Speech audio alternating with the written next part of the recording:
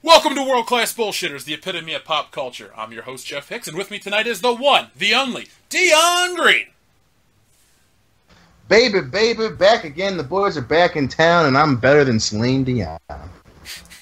It's funny you bring up Celine Dion. I was watching King of the Hill today, and it was the Thanksgiving episode, and Hank's mom walks out, and she goes, Hank, you wanted me to tell you when Celine Dion left the field? And she's like, she left, and then he goes back in to watch the football game. So I would like to think that people that don't enjoy World Class Bullshitters would come back as soon as you come back. So thank you for being here, Dion. We need you. You're I do my best for America and for my colleagues. Gentlemen. Up next, the last standing Samoan, Nick Udom. How's it going? It's going. And finally, everyone's favorite, Curtis Lendenfield.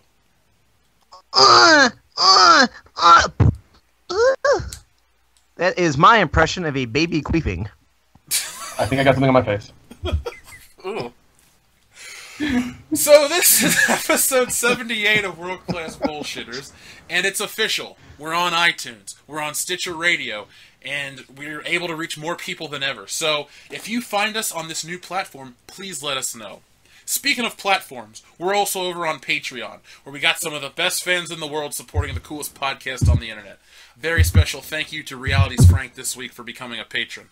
If you're one of our many fans and you love the show and you can't afford to subscribe to Patreon, that's fine. There's something you could do for us, and we'd really appreciate it. Just as much as money, almost.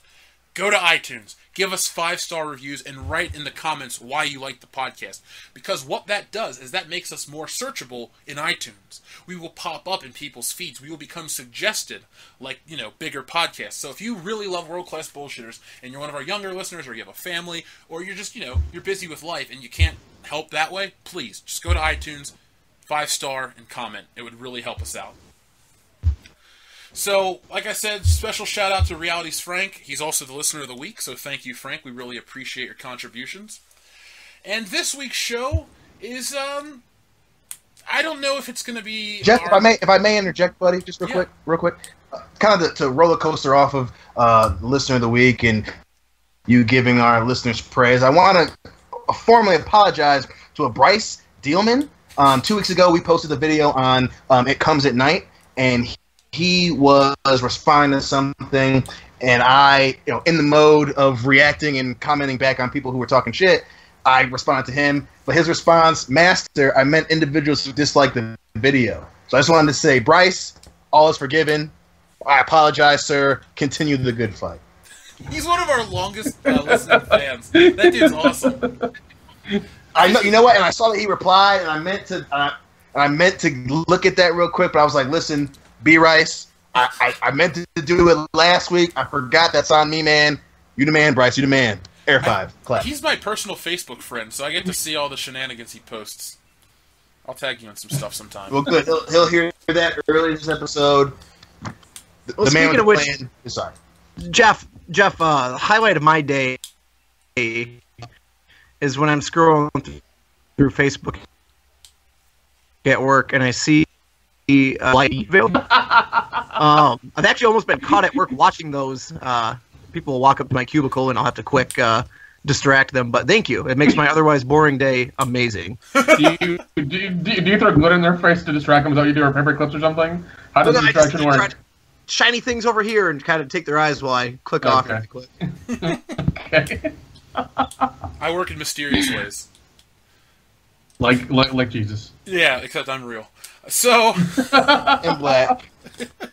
Well, according to And many huge. black families, Jesus was black. I've been in many homes where they have a painting of Jesus with dreads. Bob Marley? Rasta Jesus. Yeah, man. Rasta Pass the Christ. wine over here. I didn't shoot the sheriff. I got crucified. Oh, shit. So, like I was saying, this episode is not going to be our most praiseworthy. We're going to talk a little bit about the Han Solo movie. We're going to talk a little bit about the Spider-Man movie that comes out next week. And while we're on the topic of Spider-Man, Spider-Man month starts on Saturday with the commentary for the first Spider-Man film. And then every couple days, you're going to get Spider-Man-centric content on top of what we normally produce. So if there's a big news story and we normally would cover it, we will. So don't think that the whole month of July is just Spider-Man only. It's Spider-Man plus everything else. So, without further ado, let's take it over to the news desk. Curtis Lendenfield, if you will. Sure, this news is a little outdated, so I'm sure the number is bigger, but Wonder Woman has now officially become the highest-grossing film directed by a female. Globally, it's at $609 million. Domestic, it's like $229 million. That title was originally held by Mamma Mia. Now, prior to this news, I was kind of getting annoyed because every day you'd see, oh, Wonder Woman broke this record, and it's always a fucking nuanced, really specific thing, but this is actually a pretty big deal. And I'm okay with it because I finally went and watched Wonder Woman and I loved it. So, yeah, I don't have anything bad to say about the film. I thought it was going to suck. It didn't. So I got to be honest with myself and all the listeners. Now, while we're on the topic of DC real quick, did you guys hear about the rumor for Justice League that they're going to fight evil Superman? I did not hear that, actually. No, I didn't hear that. There's also a rumor that they're making a Superman Red Sun film. Yeah, I did hear about that. I saw that yesterday, yeah. How the fuck is that going to work? I'm guessing a different universe type movie, unless they're gonna, I don't know. It'd be interesting to see if it's like a clone super. I don't know, man. I guess I'm interested, surprisingly, coming from a DC movie. Well, I mean, like, it seems like the thing now is to divide these universes up, because even it seems like Sony's doing their own thing with Spider-Man, and I guess there's going to be this thing with DC as well. It's just like, no, you can't add more universes to the universe. It's going to explode and topple on top of itself, and nobody's going to want to watch it ever again. Like, don't do that. Yeah. All right, moving on. So Jared Leto was asked whether or not he would be in the Harley Quinn Gotham City Sirens film, and he had his normal weird response.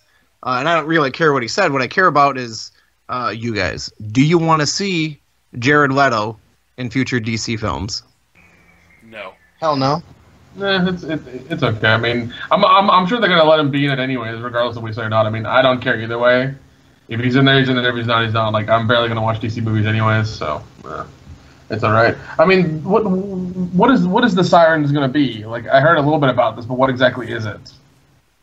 It'll be like Batgirl and other female. It's just going to be all female characters for probably the Batman universe.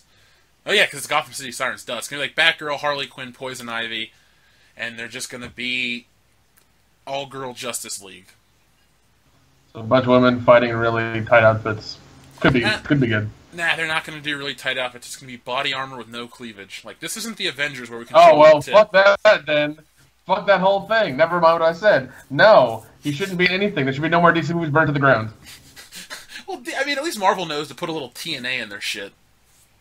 Yeah, because they know what they're doing. Seriously, they keep. I mean, it's when people are like, "Oh, those movies are for little kids." I don't know if little kids would understand 90% of the emotional drama that goes on in these movies. They just watch it for the CGI fight scenes. Yeah. What about you, Curtis? Do you want you're the big Suicide Squad fan on this podcast? Do you want Jared Leto to come back? I do, because I want Joker alive and running around in this universe, and I don't want them to replace the actor. So, I mean, they got to do the best they can with what they have. So, yeah, I too much. I don't know. I've always been pretty lenient on the DC films. I don't hate them like most people. I mean, if they're going to keep building, they need to be consistent and keep the exact same people. They need to keep expanding the mythos and connecting everything on a broader scale. So I'd like to see him back.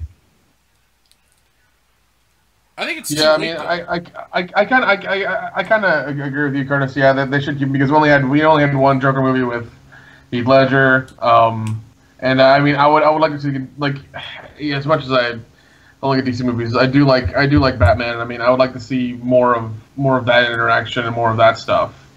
Are we going to actually see the Joker interact with Batman, though? Because this is, like, not the normal Joker. They were trying to be different, and now they're so different that they turned a lot of people off. With the fucking fronts and the tattoos, and he's kind of a cuck. You know, he's trying to pawn off Harley Quinn onto other men, and the relationship is all ruined. I think if they're going to keep him, they need to basically forget Suicide Squad. They need to fix it, because it's not who the Joker is as a character. I mean, at this stage, I don't think they can fix it, because if they do, it'll be and it's something. Even if it's the same actor and it's something different, it's going to confuse people. I mean, it's going to be like, well, why were you this way in this film and this way in another? It's going to be a problem. Even go on. Maybe they can explain it away like, hey, it's Jason Todd is the Joker because he didn't die, he just went crazy or something. I don't know. Yeah, and I mean, I get where you're coming from, but I mean, they're DC, and I doubt they really hate money apparently, so I doubt they do anything to improve the situation. Well, so we talked about the new Judge Dredd series that's going to be premiering in the next couple of years called Mega City 1. A latest interview with the producers of that show kind of pissed me off because they said they're going to start including dark fantasy elements into the story. And when I hear that, I think Game of Thrones, and then I think of brothers fucking their sisters and dragons. So I'm instantly turned off. I'm a judge. Yeah, I mean, like, on this too, but go ahead. Sorry. Yeah, and I mean, like, why would you mix fantasy with sci-fi? Like, I don't like that at all, and that would really confuse me. And I don't mean straight up fantasy. I think when I hear fantasy and judge, I think of like the Death Judges. I think of the whole the whole mutant series that was going on for a while. So I'm still willing to give it a lot of slack. 'Cause like I said, the fucking not the Death Judges. What are they fucking called, Jeff? The Dark Judges. Thank you, the Dark Judges. I fucking love that. So I mean, like I said, that's the first thing I think of.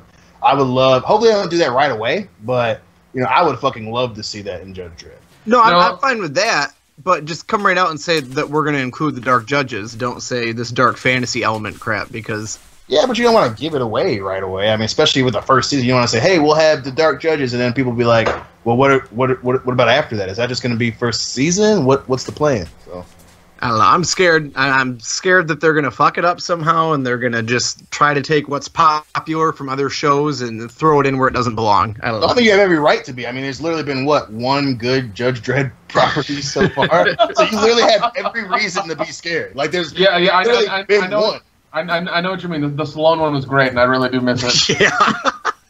I tried watching that like a couple weeks ago, and I made it about 10 minutes before I just had to do myself a favor. And I love that one so much. It's so bad. It is real. Like, after watching the one with Carl Urban a couple times, like, it is so fucking violent and good, and it's just where it has to be. Like, and it has a forced blowjob in it, too. Yeah. And then she fucking bites his dick off, and then you watch the Sylvester Stallone one, and there's literally Rob Schneider running around, and fucking James Remar's randomly in the beginning, and Diane Lane is just like, hey, I'm a character, and you're like, why are you here? And then you see the dude from The Wire trying to fucking face fuck the blonde-haired chick. You're like, one is a really shitty movie. Well, even then, like, I mean, the dystopian future that they had in the the 90s one was like really dystopian. It's like there's nothing here. The Earth is dead. There's only mega cities. And in the other one, it's not that bad, but it's still bad. Well, it's still bad, but in this one, I remember a fucking Rob Schneider. God, why would he ever be in a movie?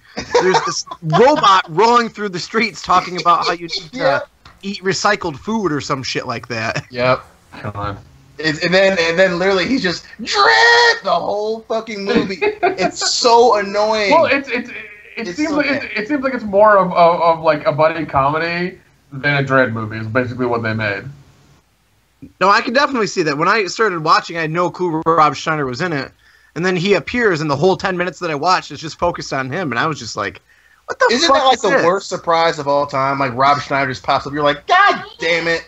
Absolutely. Doesn't make sense, but whatever.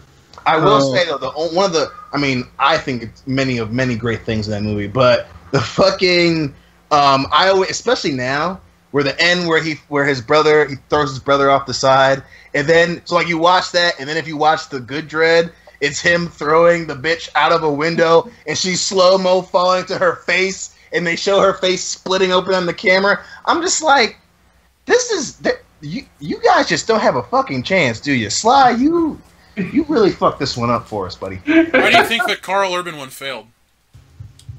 Poor marketing. Too violent. Yeah, no, poor marketing. I think They didn't start marketing efforts until just a few weeks before, and even then, like, there was no money behind their marketing campaign because anyone who went and watched it walked out going, "Fuck, that was amazing!" Or I didn't watch it until I hit Blu-ray. Then I happened to come across it, and then it was on Netflix, and so I gave it a chance. And I'm like, "Why didn't I see this in theaters?" Oh, because I barely fucking knew it was in theaters. Yeah. And do you know who's what channel the show's going to go to? No, they haven't said yet, and in fact, they said that it probably won't be premiering until sometime in 2019. Man, I hope it's one of the big like the big companies like Showtime or HBO or something like that, so they can make it really violent and really like good. Yeah, it has to be. It has to be one, or even Netflix. Oh yeah, that would work too. Shit. That'd be better. Yeah. And I would love to see Carl Urban's character in this one. I want him in it. I don't want just a bunch of random judges that we don't know. I want Dredd, and I want the guy that played him in the amazing fucking movie. Yeah, I was about to say that. He's not doing anything. No. Not only that, but he wants. I mean, he got kind of in trouble. I think I want to say in February, where he tweeted that they're doing Dredd 2, and then he had to like wait a couple days. Like, no, I didn't hear anything about Dredd 2. So this dude is literally biting at the bit to play this character again. So it's a possibility. Yeah, just give him the show, man. It's all good. Well, he's off playing what's his face in Thor, so he's got something to do for now. Yeah. Well, we brought up Netflix a couple seconds ago. Netflix is introducing a choose-your-own-style movie feature thing format, something or other. The first one's Puss in Boots. So as you're going along and watching, it's going to get to certain points where you have to decide where the story goes, kind of like the old R.L. Stine Goosebumps books. How do you guys feel about that? Do you think it's going to be a fad? Do you think it's going to be here to stay? And I guess what kind of movies would you want to see in that kind of format? They tried it in fucking when what was it? Final Destination 3 came out. Oh yeah, they did. They tried that, and like it literally was like, oh, and choose your own. And I literally remember it being a thing for a week, and then I know my dad had bought the movie, and a few of my friends bought it, and we were like, hey, did you try that fucking choose your own death thing? I was like, yeah, and it literally doesn't change a goddamn thing. And they said, that's not true. That's not true at all, Dion. When I rented that movie, I chose to save everyone by mistake, and it's like a 5-minute movie. They leave the theme park and it says choose a different ending to watch the movie. So I got kind of exactly. Wait, no. They did also for Harold and Kumar go to Guantanamo Bay. They did the exact same thing. And you see extended parts of like say they didn't leave Guantanamo Bay. Well, they just get really old and keep sucking dick. And say they both went to Amsterdam. What happens is that Kumar finds a girl and gets married and like breaks up the friendship. Like it's a whole like 15-minute thing they add on to that. Like, they did a good job with that one. I thought it was hilarious. Well, jumping off your Netflix thing, I think it's a fad that'll work for kids' movies, but it'll break the illusion. Like when you're into a movie, all of a sudden it'll pause and say, "Where do you want to go next?" It's like, oh, maybe it'll work for a horror film if it's like, girl goes around corner with a gun, girl goes around corner with a knife or something. Other than that, I can't. Like it would ruin a superhero movie. Well, yeah. I mean, like definitely like a slasher, like kids in a house horror that would work. But the problem with that is production. Like how many points do you have to the person that has to make a choice, and then how far do you get that to go? Once I make one choice, does that branch off into more choices, or is it just like you make one choice, A or B, and then that's it? And then like where does this lead to? It's kind of like Until Dawn the video game. That's basically what that is. Like that's a horror movie of kids in a cabin in the woods during a snowstorm. And it's like your decisions either help them live or die. That's exactly great game, by the way. Oh, fucking love it, dude! Oh my god. Ooh. It's free tomorrow or free starting Monday on PlayStation. I was gonna say, yeah. I think I just read that's gonna be. I played the shit out of it. We bought it right when it came out. I'm like, I probably should have waited, but no, I did too. And I 100% of the whole thing. I played every scenario that they gave me. Hey Dion, did you see that you own God of War 3, right? Yep. Yeah, so it's good. It's down to $7 or whatever. No, $3.99. I bought it last night. God damn! I'm gonna have to get that now. God damn it! It's the HD remasters. Yeah. I love God of War 3. It's my favorite one. I just think this is the only way I could like the choose your own setting thing in a movie, or not setting, but choose your own like adventure, would be if you could actually talk to your TV. Because you go to a theater and people yell at the screen. Like, imagine if you could yell at the screen and it would actually change that. So, like, they're at a horror movie, like, don't go in there, don't go in there, and then, like, the movie would recognize that, so the character wouldn't go in there, but then something else would happen. It could be cool if implemented properly, and the movie doesn't pause. Because when the movie stops, you're just like, this is not a movie anymore, this is a web series or something. Yeah. My first Choose Your Own Adventure movie that I watched, my Uncle Art, he had all the coolest shit. It's because he was a 50-year-old stoner that still was with my grandparents. And I remember on his PlayStation 1, he got this movie called Virtual Sex with Gina. And it's a porn. And as you're watching it, you could just hit random buttons and then they'll switch positions. Or you could hit L1 and it does the cum shot, but it's animated. So he has just a hard dick and just cartoon sperm is flying out every time you press it. What's the name of this thing? I want to check this out. Virtual Sex with Gina. Okay. Oh my god, I love that so much. Yeah, there's a note for that written down. Good. That poster better be right on the edge of your screen, man. Okay, so Matt Reeves, who's the solo Batman director, which I think everything I've read said the movie is just called The Batman, has confirmed that Ben Affleck will indeed remain in his role. Okay. Did you hear the rest of the news? Which part? The noir? Yeah. Oh yeah, I was gonna get to that in a second. Oh, okay, sorry. That's all I had. Ben Affleck is, I guess, confirmed to be in the film, so we don't have to worry about them switching out Batman already. We're not going to get Christian Bale back? Oh, Michael Keaton's still alive, goddammit, get him!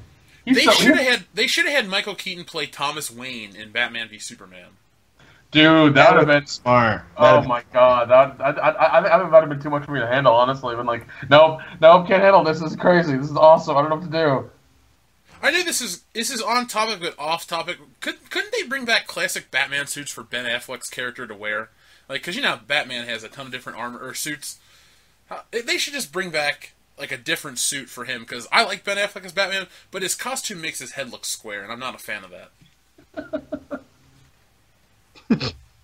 Well, like, and like his little small stubby ears, and even the symbol's like this little stubby thing now, and it's just I get it, but it's like, why do it that way? That's weird. The reason it looks the way it does is because Zack Snyder, who's also an idiot, was trying to pay homage to Batman: The Dark Knight Returns, which is a comic from 1986, and Batman looks like that in the book because Frank Miller draws his people real bulky and fat and ugly, and Batman's symbol is literally exactly that in the book. So well apparently he's fat old Batman, and he's fat and old, and the symbol has seen some fucking rough times, man. That bat, just like Bruce Wayne, that bat's been sitting up in the sky drinking and smoking and fucking other bats. Another Kid Rock lyrics. To be fair, the book starts out with the yellow symbol, and then his suit gets destroyed, so he pulls out an old one with the big bat. So, way to shoot your theory down, Dion. I went to a comic book shop a couple weekends ago with my friend Paul, and I forgot how much I loved the early 90s look of Batman, where the things on his head are like fucking like a foot tall. Like during the whole, like when he got his back broken and stuff. The one that reminded me of it was there was this series, Gotham After Midnight. It's a 12-issue series. Irrelevant, but the artwork is cool because his suit, the fucking horns or whatever, are a foot tall, and it looks just menacing. Just like a giant fucking pitchfork. That's what I like. That's the kind of mask I like, but that'll never make it into a film.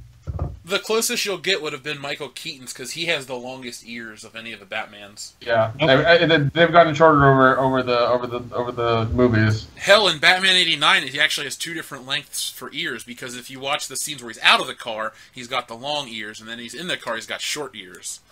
Not that that's really important, but still. For clearance, obviously. Yeah, because the only scene that matters is when he jumps into the car after they leave the museum, and his mask changes for like 5 seconds, and then it's inside the rest of the time. Yeah, I watched it the other day, man. It still holds up. It's completely. What is it? 28 years old. Yeah, 28 years old. Yeah, 20 years. Yeah. It still holds up. It's still great. It's still amazing. I mean, then Michael Keaton's still like fucking fantastic in it. It's just great. If you have to ask me, like, what's the best Batman movie, I'm always going to be torn between that one and Begins. Like, it's so hard. It's like Sophie's Choice. Except I'm Jeff. So Jeff's choice? Yeah. Batman. Dude is love with that, just said, hey, it's like Sophie's Choice, only Jeff's choice. We know you're Jeff. We were getting there, Dion. Jesus, man. I'm just saying, we know you're Jeff, Brett. I'm going to come through the internet and beat you up, dude. So Jeff already spoiled this, but Matt Reeves did in fact say that the next Batman film is going to be a noir-driven detective movie that he hopes will make people empathize with Batman, and my goddamn dogs are barking. I am so sorry. Tell him to stop fucking in the background. I'm actually really pumped from this news. I love dark crime noirs, and I think that's the perfect blend for Batman, because we haven't seen that for Batman. Nolan's movies weren't really a noir; they were just a crime. They were Heat with Batman, which is fine. That's not a criticism where I'm taking away points, but it is Heat with Batman. It's a certain style. It would be nice to bring some of those gothic, dark elements back to Batman without Yeah, like that to me sounds amazing. I'm all down for it. That's really cool. I don't know if people will be though. I don't know how popular that's going to be with like your everyday fan who maybe hasn't seen the other movies or doesn't know very much about Batman. Like that's my worry. What's weird to me is that the director made it a point to say he's going to try to make viewers empathize with Batman, but don't we every movie anyway, since he's the good main character? Well, plus his parents got shot. Are you telling me that fans are like, yeah, your parents got shot, man, but fuck you? Like, it's not a problem that Batman has. You have $1 billion. Fuck you. No, it's I mean, every movie is basically his emotional journey. It's like he doesn't want to go out and keep doing this, but he has to because he's the only one, or he has the ability to, and things like that. So it's just the way it is. I'd argue the only movie where Batman's truly the main character is Batman Begins, because every other movie is about the villain. Batman '89 is really about the Joker. Batman Returns is about Penguin and Catwoman. Forever is about Bruce Wayne without being Batman, and then the Riddler and Two-Face. Batman and Robin shit, but it's still Batman's not the main character. Even The Dark Knight, Batman's not the main character. So, and then in this movie, it would have to be something like the crime would have to be just like what, maybe somebody frames him or frames Bruce Wayne, and Batman has to help him or something, in that kind of aspect. Well, why don't we just follow Batman? Because most of these movies, Batman just appears in the scene. True. Why don't we watch Batman? Like the only time we've ever really seen it is in Batman Forever, when the movie starts with Batman in the Batcave. Well, Batman and Robin does start this way too, but they drive to a location and start the movie. Why doesn't, instead of having just Batman show up randomly to look cool, follow him from the cave, make him our point of view into the world. Let him have inner monologues, kind of like Rorschach and Watchmen. Well, I mean, how about? Well, I mean, I remember watching some episodes from the old '60s TV show, and what they did is, they'd show Bruce Wayne at home, and then all of a sudden it's like, oh, he's got a call, like the signal goes off, or he's getting, or even in '89 he does the exact same thing where he's at the party, and then Alfred's like, you have this thing going on, and he has to go and be Batman and go, get the suit on and go fight crime. I mean, would that be something that you're talking about? Yeah, like a suit-up montage and all that stuff. Because in Batman Begins, we do follow him, and that's cool. But then The Dark Knight, it's all about the Joker and Two-Face and the city. I mean, hell, even what's-his-face? What's the Coleman Reese, the guy that figures out who Batman's secret identity is? Yeah. Like, he has not more screen time than Batman. I'm not making that argument, but he has more of a story where it's focused solely on him. Like, Batman just comes in to be a part of something.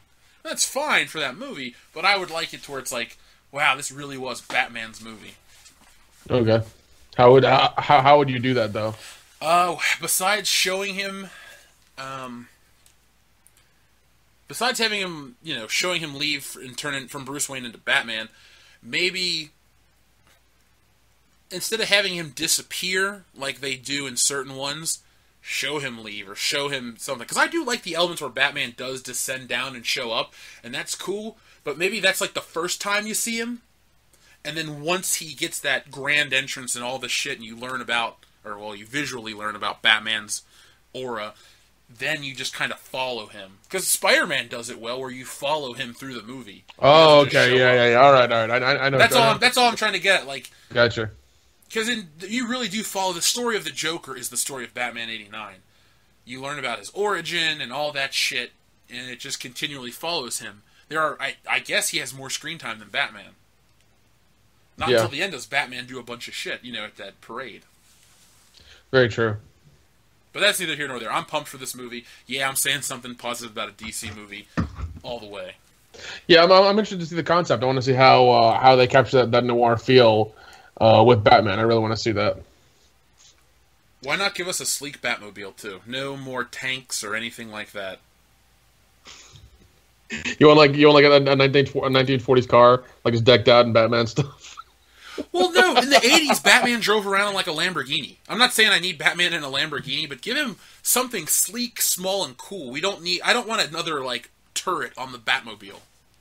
You don't like a Tumbler or something? Yeah, look, the Tumbler was cool from 2005 to 2012. It's 2017. It's time to move on from the Nolan movies. This is their chance to give Batman a new identity on film.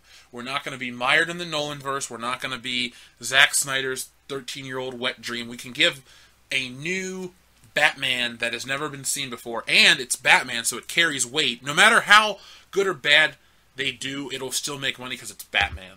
Batman at this point is too big to fail. Superman can fail, and other characters can fail, but Batman is the biggest superhero of all time. Everyone knows Batman, and he can't fail anymore. Yeah, I agree. So there was a picture tweeted out by Robert Downey Jr. that showed him and other cast members from the Avengers, and the astute noticed that in his shirt, right in the middle where the arc reactor used to be, there is a giant hole, which is leading people to speculate that they're somehow going to introduce his need for an arc reactor again in the upcoming Avengers films. What do you guys think? It seems like it's a way to just sell toys. That's what it seems like. Oh yeah. Yeah, it doesn't really necessarily bother me all that much. I mean, it'd be an interesting plot point to see how they do that. Other than that, yeah, I mean. Have you seen the photo of the stagehand carrying around the giant life-size bust of Iron Man's new armor? Yeah. That looks cool. Like, if that's his new suit for real, I'm on board. It's the best-looking Iron Man's ever looked in a film. Because I didn't like his Age of Ultron armor that much. I thought he kind of looked shitty. Yeah. It was okay. I mean, I did like the thing you fought the Hulk, and I thought that was awesome. I love that. Oh, fuck yeah. The Hulkbuster's amazing looking. That thing, like, that's the first time. I mean, I remember hearing about it, and I think I've talked to some other comic fans as well who know about it, and like I've seen statues of it and everything, but actually seeing it on, in the theaters is amazing. I was like, this is ridiculous. Oh yeah, it was great. That just is a testament to Marvel and the Marvel Cinematic Universe. Like, you're gonna see shit you never thought you'd see, and it's gonna turn out pretty cool. Yeah, it was awesome. So Kevin Bacon, who was the original star of the Tremors franchise, is reprising his role as they reboot it into a television series that's probably going to debut on Sci-Fi. Wait, Tremors already had a television series. Hold on, I think. It did. Yeah, it did, didn't it? Okay, good. I'm not going crazy then. But it looked like the Langoliers. Yeah, and it failed for reasons. So I don't understand why they're trying again. I mean, unless he's going to be in it full time, if he's just like in the pilot episode and here and there, maybe once in a while, it's not going to work out. But he needs to be in it, I guess, the whole time or whatever. I'm thinking it's going to be full time based off of what I've read. Okay, all right. Yeah, I think Tremors is an odd franchise to try to revive. Are we it really is that desperate? Apparently so, because like I watched the last movie and it was like I don't like Jamie Kennedy at all anymore. He doesn't have his talent. Jamie Kennedy doesn't like Jamie Kennedy. Yeah, it's just bad. Like, and then it's God, it was so bad having him in it.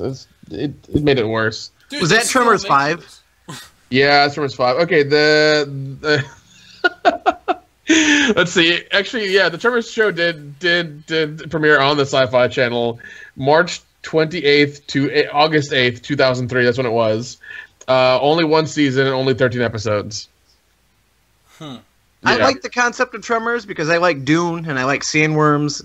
And even before I knew Dune, I watched the first Tremors when I was a kid and thought it was really fucking cool that giant worms could come out. But I just tried watching number 5 on because it's on Netflix, and I lasted even less long as fucking Judge Dredd with Stallone. Yeah, it's unwatchable. I've never been a Tremors fan, so I don't care. But if they bring back Michael Gross, who's the other guy in Tremors, the one with the beard, he was also the dad on Family Ties, I'll watch him in anything. So. Oh, Bert! Oh my God, the weapons nut. Of course, man. Yeah. He's the best part of the whole thing. I can't say for sure because I don't have the article open, but I do think I remember that guy is going to be in it as well. I hope so, man. He needs money. No, he does, and I mean, like he's the guy who's always the gun nut, always brings out the big guns, and just like has everything on him at all times. Like he's the survival gun nut, and I love him in the series. Like that's the only reason I keep watching it, just to see him. It's so funny though. He's so different than like he is on Family Ties because he's very liberal, anti-gun, anti-violence. Fuck, they sing hippie protest songs in jail.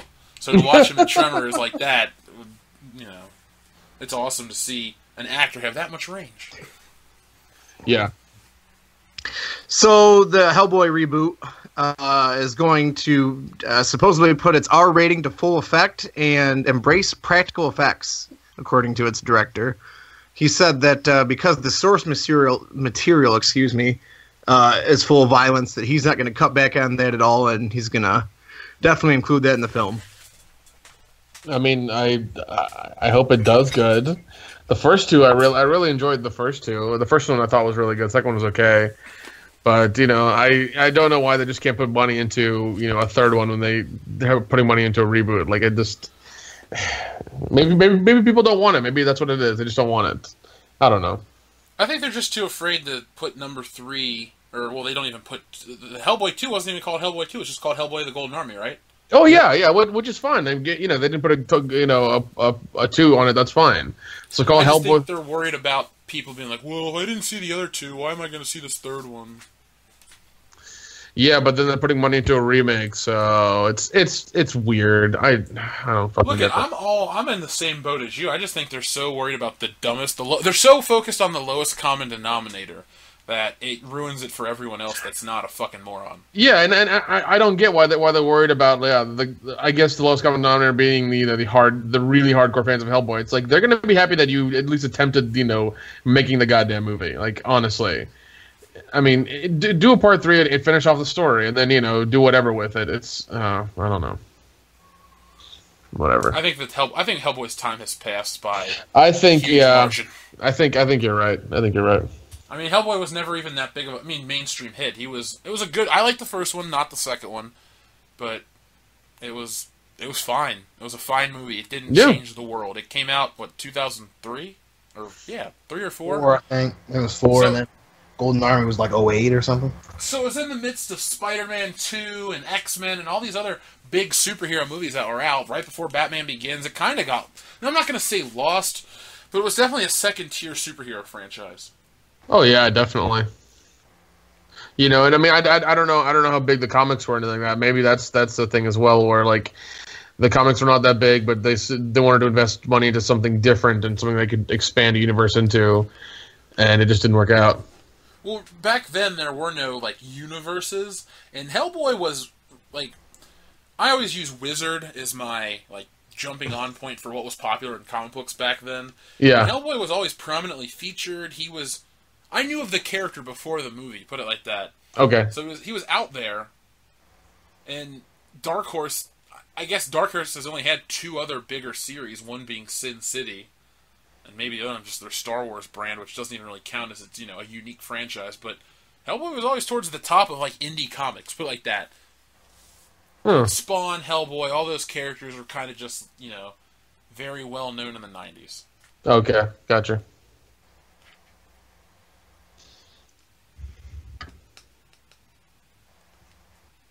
Speaking of Spawn, did you guys hear about how Spawn's going to Netflix supposedly? Wait, the old about that yesterday, yeah. The old movie? No, the animated ones. Oh shit, that's gonna be yeah, HBO. Yeah. Oh wow, yeah, I always wanted to watch those, and I kept missing. They're on YouTube for free. Oh, didn't I send those to you? I think so. Yeah. I just remember renting that tape as a little kid, and I think the tape was really, really long, and I fell asleep in the middle of it, and I woke up, and I was like, this is like the longest thing ever. And that was cool, because I enjoyed the fuck out of it. Right. I always remember Spawn the Animated Series just being super long. But I enjoy it more than I enjoyed the fucking movie. Easy. Yeah, because the movie was in that realm of like CG was coming out and it was the 90s and they didn't know how to do it real well and it just didn't play Oh real yeah, well. those effects do not hold up, but goddamn, No, they don't. it's so fantastic. I Yeah. kind of want to watch it though right now. Oh man, it's super violent. Before people knew what they wanted, an anti-hero on the movies, people were just like, "What the fuck? This is not a superhero." I remember being a kid like, "Fuck yeah!" Have you ever read the Spawn Batman? Well, you have, Dion, because I gave you a copy. But Yes, Nick, you have did. you ever heard of the Spawn Batman crossover? No, that sounds amazing. Like, what are they? Are they enemies? Do they fight together? It's Like, what's really the not deal? that good. It's really. Oh, not really? That good. Yeah, it's. Kind Is it better or worse than Elmer Fudd hunting Batman?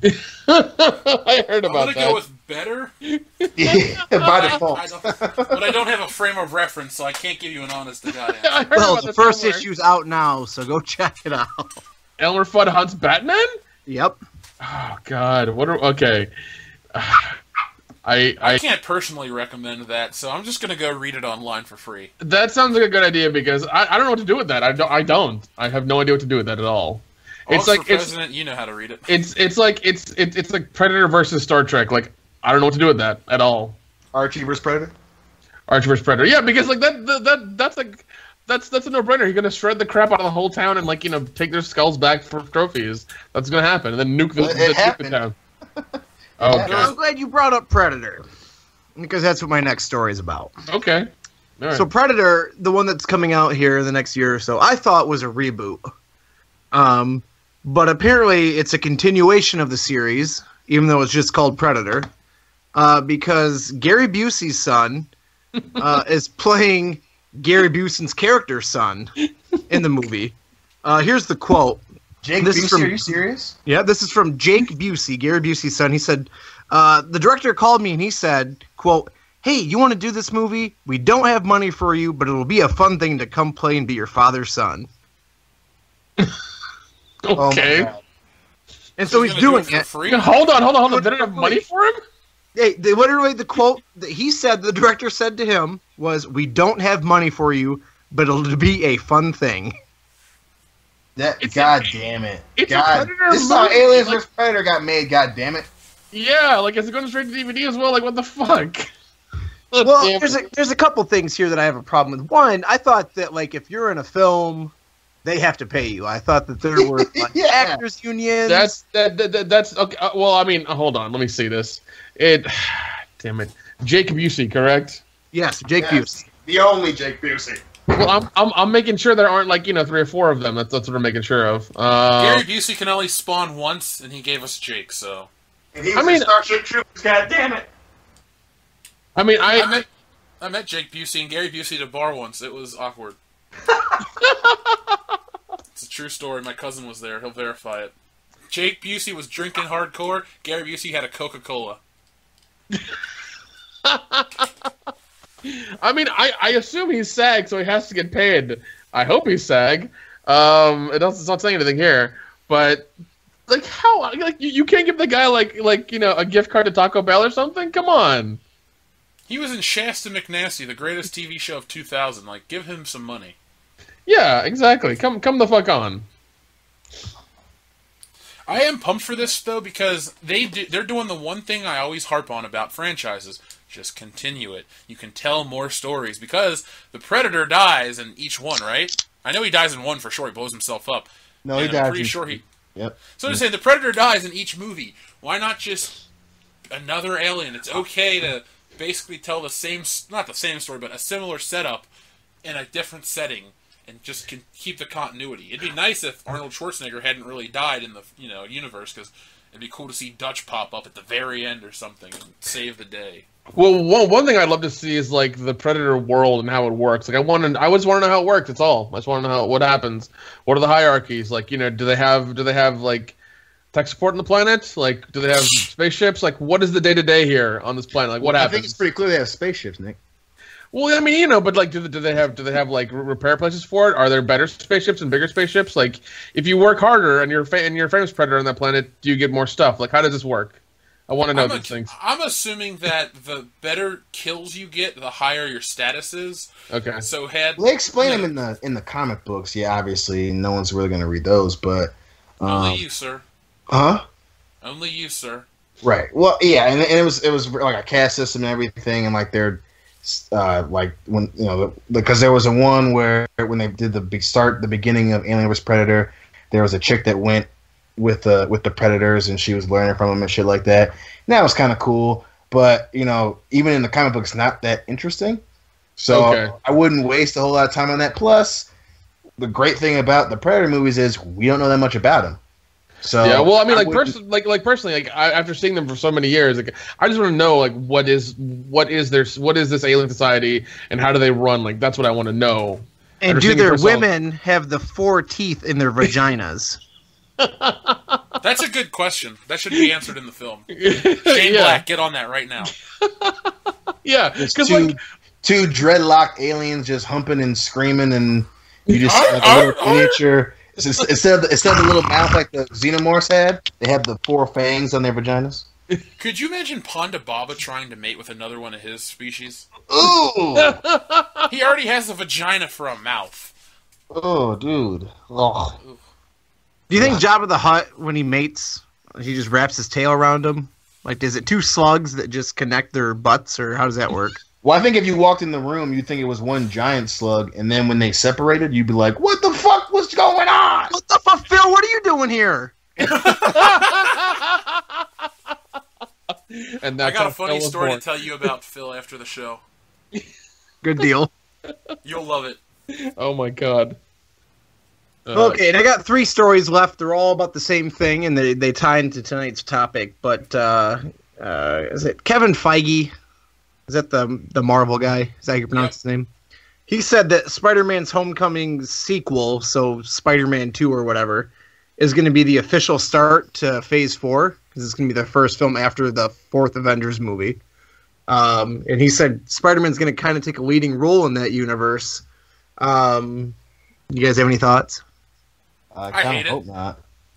I don't mean to be so super negative about my favorite superhero, but they're doing everything wrong, and then people are saying, well, give it a chance. Well, that'd be like if all of a sudden Spider-Man had a flying car and worked in Chicago or something. It's just not the character. It's just, those are traits the character doesn't have.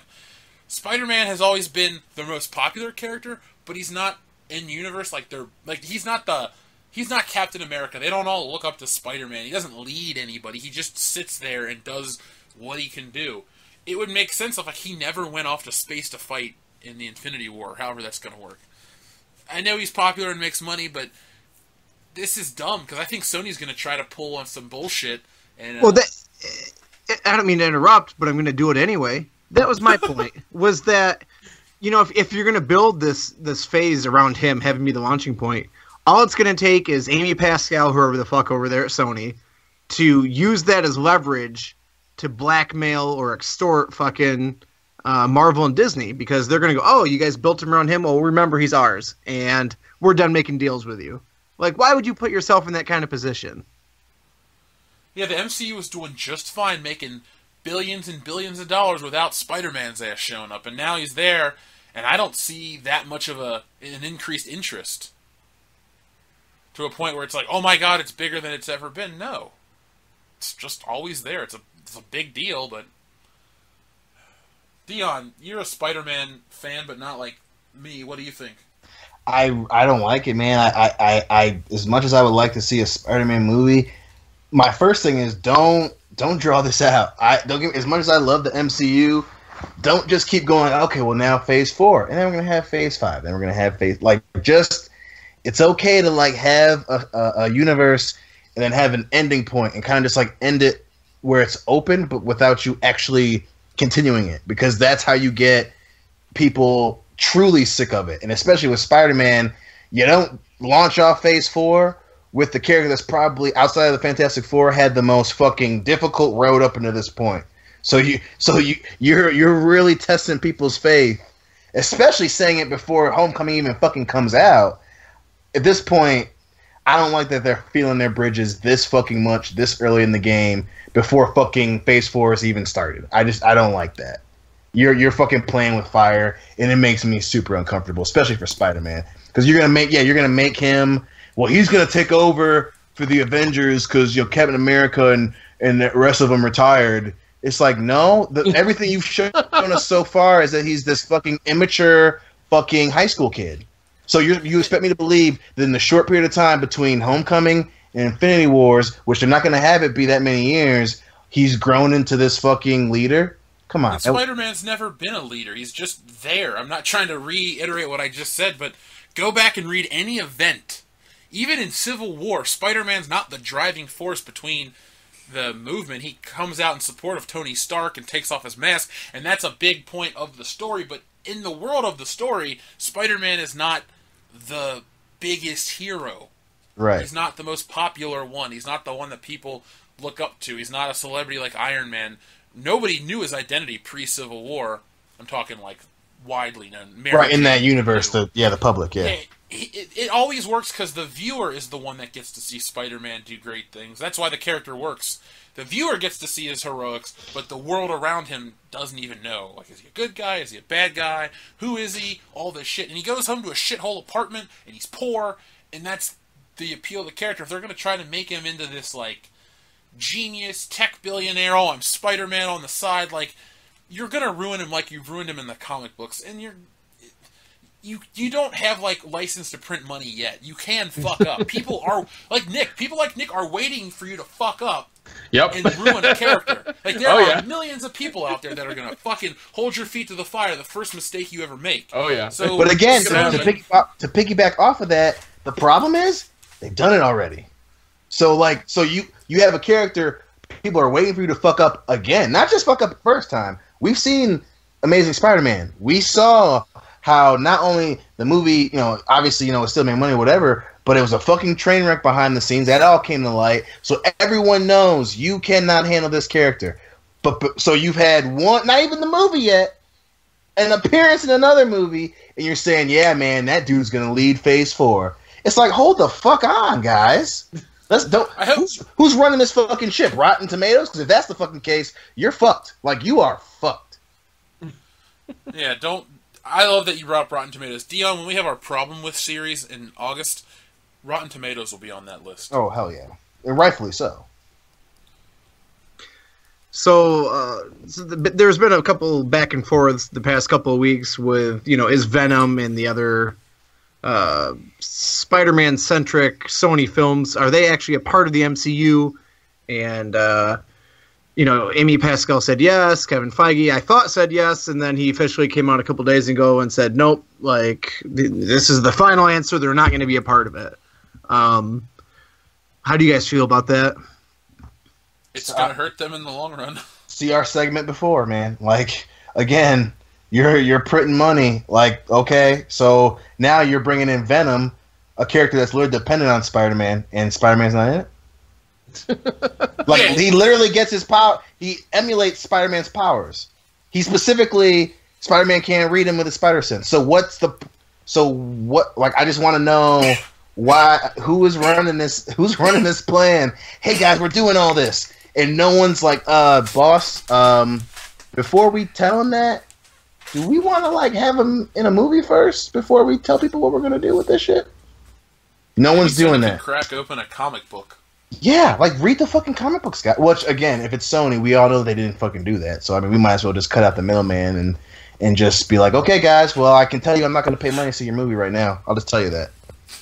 Yeah, I can skip a movie for this podcast.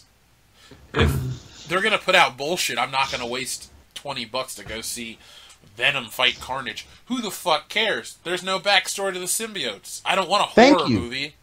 Like, and then, again, how the fuck are you going to introduce him? Like, I don't know. Here's the thing, Dion. Here's what my problem with Sony is. They're always trying to take 2 steps ahead of where they need to be, and they're just skipping out on important things. Let's look at it again. The symbiote didn't appear until 22 years into Spider-Man's run. Thank you. I'm not saying we need to wait 22 years on film, but we need to wait through a trilogy without the fucking black costume or anything like that before we even think about Venom. We need to have the Green Goblin established. We need to have Doc Ock. We need to have Kraven the Hunter and Chameleon and Scorpion. Bring the Scorpion in. He's never been put on film. Do these characters first. Venom needs to come later down the road. The Spider-Man movies will make money without Venom. The best ones don't have Venom in them. But not only that, like Venom was cool, you know, as a B-level Spider-Man villain because the character of Peter Parker and Spider-Man was established. So we know that he's, you know, he has a lot of issues. He's poor. But he deals with it, and he's still a good person. And then the symbiote comes and makes him the antithesis to that. So that's why I was like, damn, the symbiote's serious because it's established character. His traits were changed because of this symbiote. So then this movie, Spider-Man's not in it. It's not the same universe. So you don't have that palette of change that the symbiote caused on Spider-Man for us to be like, okay, this is a big character. You're literally just banking off the name and the comic book without establishing that in your film. And that's a fucking problem. Because your audience that's going to go see this movie wants to go see a Spider-Man movie that features Venom. Venom isn't... I don't want to sound mean, but I don't think most people that say I want a Venom movie have actually read Venom. They only know Venom from the cartoon. And if we're going to be honest, Venom only appears in like 3 episodes, maybe 4, of the original 94 series. Like... He's not in every episode. He's in every title sequence. Yeah, in the title. Yeah. But that's it. That's the only time Venom appears all the time. Venom's in like episode 9, something else. He appears like 3 or 4 times. Venom is not the biggest Spider-Man villain of all time. If we're talking popularity or impact. And Black Suit Spider-Man is still cooler. Like, you can't... it's still... Like, again, and Jeff and I don't mean to nerd out because we both obviously love Spider-Man.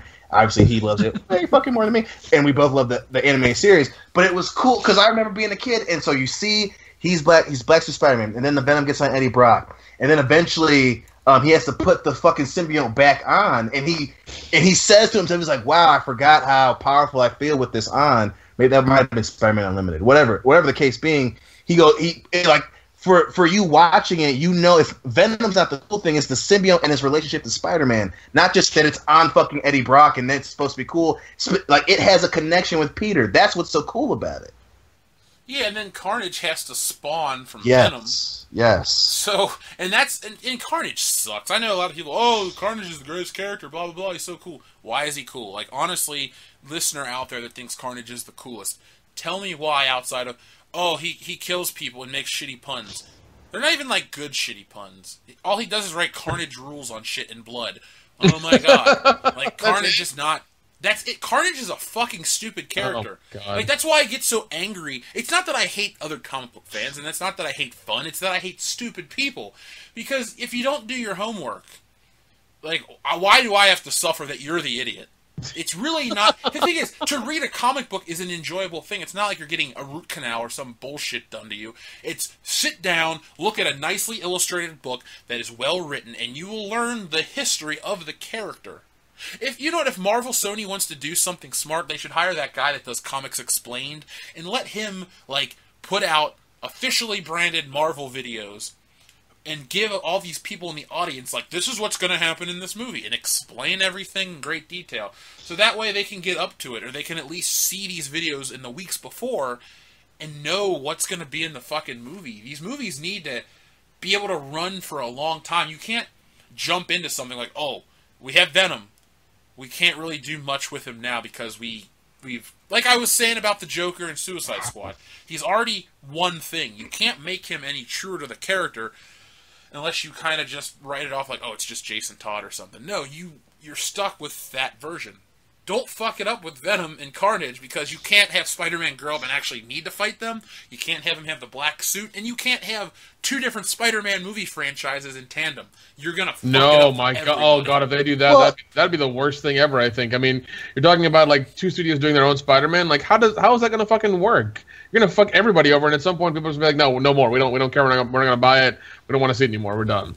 Well, I got more bad news then. Oh fuck! Because I also saw that Kevin Feige said that in the MCU, Miles Morales is walking around somewhere existing. Yeah, I almost made a video on this week. This pisses me off. So my point with that is now you're going to have two Spider-Mans in the MCU, and then a Spider-Man in the Sony, whatever they're calling theirs. So at what point does Spider-Man become oversaturated? Right now. Right fucking now. He's been, dude, I hate to say it, but Spider-Man's been oversaturated since 2014. Actually, let's go back to 2012. We've had nothing but garbage Spider-Man products released. Garbage video games, garbage cartoons, garbage movies. There's been nothing of quality for Spider-Man in 5 years. We can even take it back to Spider-Man 3. Not the best movie, but at least it had a good game. There was the Spectacular Spider-Man series that followed it. The last quality Spider-Man thing came out in 2008, and it died a short death due to corporate oversight. We've just had dumb shit after dumb shit with the character. And unlike Batman, you can ruin Spider-Man beyond whatever, because Batman can always fall back on dark, gritty, beat people up, almost kill them, and you can get that, like, audience, like you're talking about the UFC undercard earlier, Dion. You can always get, like, those, bros that are going to go out and support, whatever, it's dark and violent. With Spider-Man, you can't take it that route, and you have, like, a finite amount of leeway either way, and you can fuck it up. And this is, like, their last chance, because everyone that I know is hesitant about Homecoming. No one's like, oh, it's going to be so great. Everyone's just like, well, the last two suck dick. This one could suck too. There have been bad Spider-Man movies longer than there have been good ones. Yeah, because I mean, like even watching the trailer for this, like all the time, it's always just like the music they have and the pacing and the way they do the trailer. It just seems like this is a high school kid who's trying to be Spider-Man, not not the other way around, and not just Spider-Man trying to be Spider-Man. It's just like he's in high school. This is a part of his life. He's on like some field trip or whatever, and then like shit goes down, and he's got to put on the suit and save people. And we talked about this last week. He's Spider-Man he's in high school for 4% of his original. Yeah. You said you give me the numbers, and it was like 4% of the comic book run. Well, Kevin Feige said that this whole trilogy that he plans on doing is going to be Peter going from a sophomore through a senior. God fucking damn it! I said the first. I know you are. I've heard that. Sophomore. Then he starts his junior year, number 2, and then obviously the third one that they already have planned is going to be his senior year. Don't worry, we're not going to kill the messenger. We're not mad at you. We're just mad at the higher ups. Spider-Man's interesting in college when he's a grown man. I don't give a fuck about a 15-year-old kid. Can we have Spider-Man work at Starbucks for like a movie? Can we have that?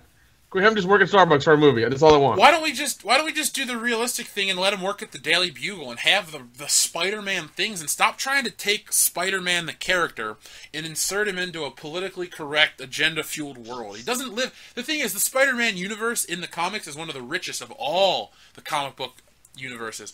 Batman has Commissioner Gordon, his characters, but Spider-Man has a wider roster of people to introduce, and they all have stories, and they're interesting.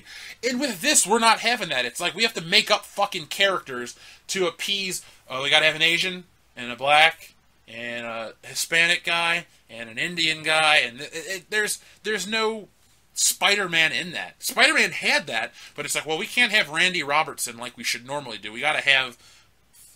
this guy be black. We can't have, what's his name, Kenny Kong. We got to have this nerdy kid. It's pissing me off. But the one thing you brought up about Miles Morales, I think this is like an effort from Sony and Marvel proper, this MCU, to like push this character. This character does not seem popular. When I see little kids dress up as Spider-Man or talk about Spider-Man, they're talking about Peter Parker Spider-Man. Only like the internet and these this is on the internet, but these bloggers and these YouTubers and these people that don't know shit about Spider-Man are always like, well, Miles Morales is so important. No, he's fucking not. He's new. He's like 5 years old at the maximum. And the character's crossed over with the regular Peter Parker a few times. He's not that relevant. He's just popular because Marvel and Sony want him to be popular, and he's black. That's the only reason. He's not a quality character. He's a derivative of Peter Parker. He's not even like a Robin to a Batman where he, will eventually grow into the hero, but he has his own, journey to get there. No, it's the same fucking shit. Oh, the same spider bit him, blah, blah, blah, or whatever. It's fucking garbage. It's not even entertaining at this point. It's literally just we got a black kid in the fucking movie. Here you go. And it's... Racist or not, it's not going to sell because it's not the real deal. Like if you made a black James Bond, it's gonna flop. People, that's not James Bond. James Bond looks like this. We can go this far with blonde hair, but if he's a black guy or an Asian or an Indian, that's not 007. Same thing with Spider-Man. He's got to look a certain way. They cast Tom Holland because he looks a certain way. Spider-Man isn't a fucking mixed kid. I don't look like Spider-Man. Even if I was in peak physical condition, I could never be Spider-Man because Peter Parker's a white dude with brown hair. Curtis, you're the closest one to looking like Spider-Man. Thank you, if I had hair. Something just hit me when you were talking. I want to go back to that Kevin Feige quote about how Miles Morales exists in the MCU. He's walking around somewhere. What if that is a backup for if Sony does pull the agreement apart and say, nope, he's solely in our universe now. We're taking Peter Parker and Spider-Man. Do you think that there's a legal way that they can say, okay, you take Peter Parker, Spider-Man, our Spider-Man's now going to be Miles Morales? I don't think so, only because there's an animated Miles Morales movie coming out.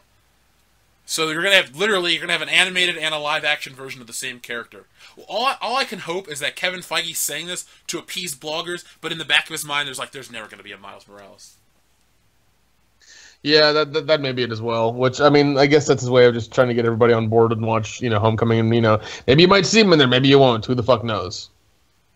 So it's just like, shut the fuck up, guys. It's really.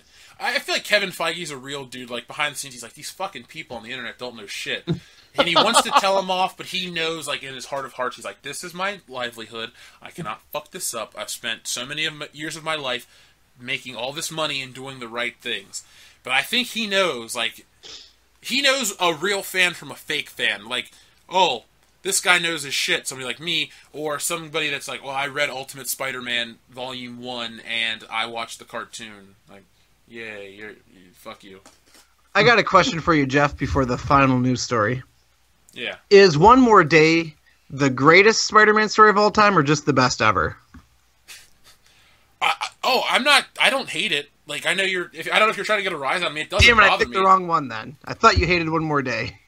No, I don't love it, but the shit that came after it was fine. I was on board with everything they did pretty much through about after Peter Parker took over from Doc Ock, when they tried to introduce, like, oh, he's like Iron Man, where he has $1 billion in a business and he flies to China and goes to outer space. That's when they lost me with Spider-Man. But I think the worst Spider-Man story of all time is probably the Clone Saga. It's unreadable. Wait, the Clone Saga? You've never heard of the Spider-Man Clone Saga? No, never. Let me give you a brief history of it. It won't be very long. So in the 70s, Spider-Man in the 60s, he had a girlfriend named Gwen Stacy. She died in the 70s. Well, in the realm of the story, they had a professor at ESU that had a crush on Gwen Stacy. And he cloned her. He also cloned Spider-Man from the DNA he had of Peter Parker. And Spider-Man fought the clone to the death, and then he dropped the clone's body down a smokestack to incinerate the body. Jump to the 1990s, when all of a sudden the clone appears, and the whole story is, well, is Peter Parker the clone, or is this other guy the clone? And then you learn that Peter Parker was a clone the whole time. So the Spider-Man that you've been liking for 20 years was never the real Spider-Man. And it took years and years to go through this story. It started going off on tangents and all this other bullshit. It's the worst. Well, then, after people were, like, fed up with this shit, and they said, fuck you, Marvel, and they didn't like Ben Reilly as Spider-Man, they reneged, they brought back Peter Parker, they killed Ben Reilly, he got hit in the back by the Green Goblin's glider, he turned to dust, and then Peter Parker goes, I guess he was the clone the whole time. So, that's what happened. It was hot garbage. There's more. There were other clones. There was Kane, who had a big scar on his face. The Jackal came back. Another Gwen Stacy clone came back. It just like the Scarlet Spider. Okay, so it's not what I imagined, because I imagined, like, some asshole, like, made a clone army of Spider-Man, like, just all over, like, fucking shooting webs all over the city, flying everywhere, like, saving people. And then it just goes awry somehow. There were multiple Spider-Mans at once. I think there were 3 at one time. There was Kane, there was Ben Reilly Spider-Man, a.k.a. the Scarlet Spider, and then Peter Parker. And Peter Parker went to jail because this one clone, Kane, killed people. But they have the same DNA since they're clones, so Peter Parker was going to jail. And then eventually Kane admitted to being, like, the culprit. So Peter Parker got out of jail. Mary Jane was pregnant. Peter Parker and Mary Jane moved away for a while, and they were gonna go off and have this kid. And Ben Reilly was gonna take over, and it just sucked ass. So then they brought back Peter Parker. And but the less we talk about the Clone Saga, the better. But put it like this: Marvel tried to release trade paperbacks of the entire Clone Saga. There were 4 or 5 books with 300 pages each. Jeez. Jeff, did you know that Peter Parker has a sister? Well, I do, but I read the whole story, and she's really not a sister. Oh, the new one that's coming out? Coming out, or already had come out? Coming out. Last year called? Coming out. They're bringing her back into the fold, his sister, and she's still saying she's his sister. Okay, that's retarded, because what was the story called? It was like Spider-Man Family Values or something. It was like a one-off graphic novel, which they don't really put out much anymore. But Spider-Man meets this girl claiming to be a sister. They fight the Kingpin. The black costume comes back. Not the symbiote, just the black suit. But at the end of the book, she admits to not being his sister, and I think she even dies. I don't know. I read it in a bookstore in one sitting, but that's retarded if they're really trying to go that angle again. Oh, God. I feel like Marvel knows this podcast exists and is just trying to piss on my parade. Every week it's like, hey, what can we do to fuck with this one guy? Well, we can bring back the sister. We can change the suit. We can do this. We can do that. And there's going to be a point where they have to go back in time to erase the history of Spider-Man to fully ruin my life. Because I can always go back and read the old shit and enjoy it. Or I could draw my own shit if I really wanted to tell my own Spider-Man stories. I can do it myself. I have the ability. That's true. You could. You could always do that. I could always do Spider-Man in black suit fighting Doc Ock to the death or something crazy. But I just feel like they want to lose money. I mean, at this point, haven't they made all the money? I mean, they can just. I feel like they're like in like they're planning on phase 4, which they have no plan for. It seems like they're just kind of like winging it and throwing cards into a hat or darts against the board or something, and just going with crazy shit because I don't think they really had phase 4 worked out too well. I think phase 4 is where the Marvel Cinematic Universe becomes the SJW Cinematic Universe. God, yeah. We're gonna have our gay quota, our black quota, our female leader, just shit, and they're gonna have brand awareness with Marvel, but it's gonna become Thor's dead, Captain America's dead, Iron Man doesn't want to be in these movies. There's no Shield. It's just all the characters you like are no longer here. They're replaced by these new versions. And hopefully the world is like, I like Robert Downey Jr. and Chris Evans and Chris Hemsworth. We want them back. So then they have to bring them back. And it's not like, oh, you guys were even better than we are. I don't know. Superhero fatigue is here. And it really sucks because a year ago I couldn't help but be pumped for everything. And now, as I sit in my office on June 29th of 2017, if they never made another Marvel movie, I'd be okay. And then they'd say, hey, remember Infinity Wars? And you'd be like, shit! God damn it. Okay, give me Infinity Wars, but that's it. That's it. Dion, I'll tell you this. I'm strapped in through Infinity War Part 2, whatever the film's called, Avengers Assemble, or whatever they're going to do. Once that happens, if I feel like it's a good ending to the series, and I mean the whole Marvel series, I can check out. That's what I'm saying. End it like they did Justice League Unlimited, where someone goes and the saga continues, and then that's fucking it. Then let's move on to something else. See you guys. Or if we're gonna make Spider-Man the focal point of Phase 4, let's make him in his own world be the focal point. Meaning, for what the audience views, Spider-Man's the big franchise, not have Spider-Man be the big character because he's just a kid to these people. They don't listen to him. Iron Man is using him. Basically, that's all he's doing. He's just a body with powers that Iron Man can abuse and put his ideology into.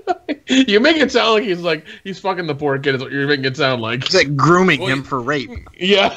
Well, he's fucking his aunt, so you know. Yeah, but I mean, somebody. We've all seen her. I think we all want her. Oh God, yeah. She's too hot to be Aunt May. I'm okay with it. Yeah, I won't argue with them on that. I'm not really concerned with having the hottest women if they look like the characters in the book. So I'll always take Rosemary Harris because she looks like Aunt May walked off a page drawn by John Romita. Nice.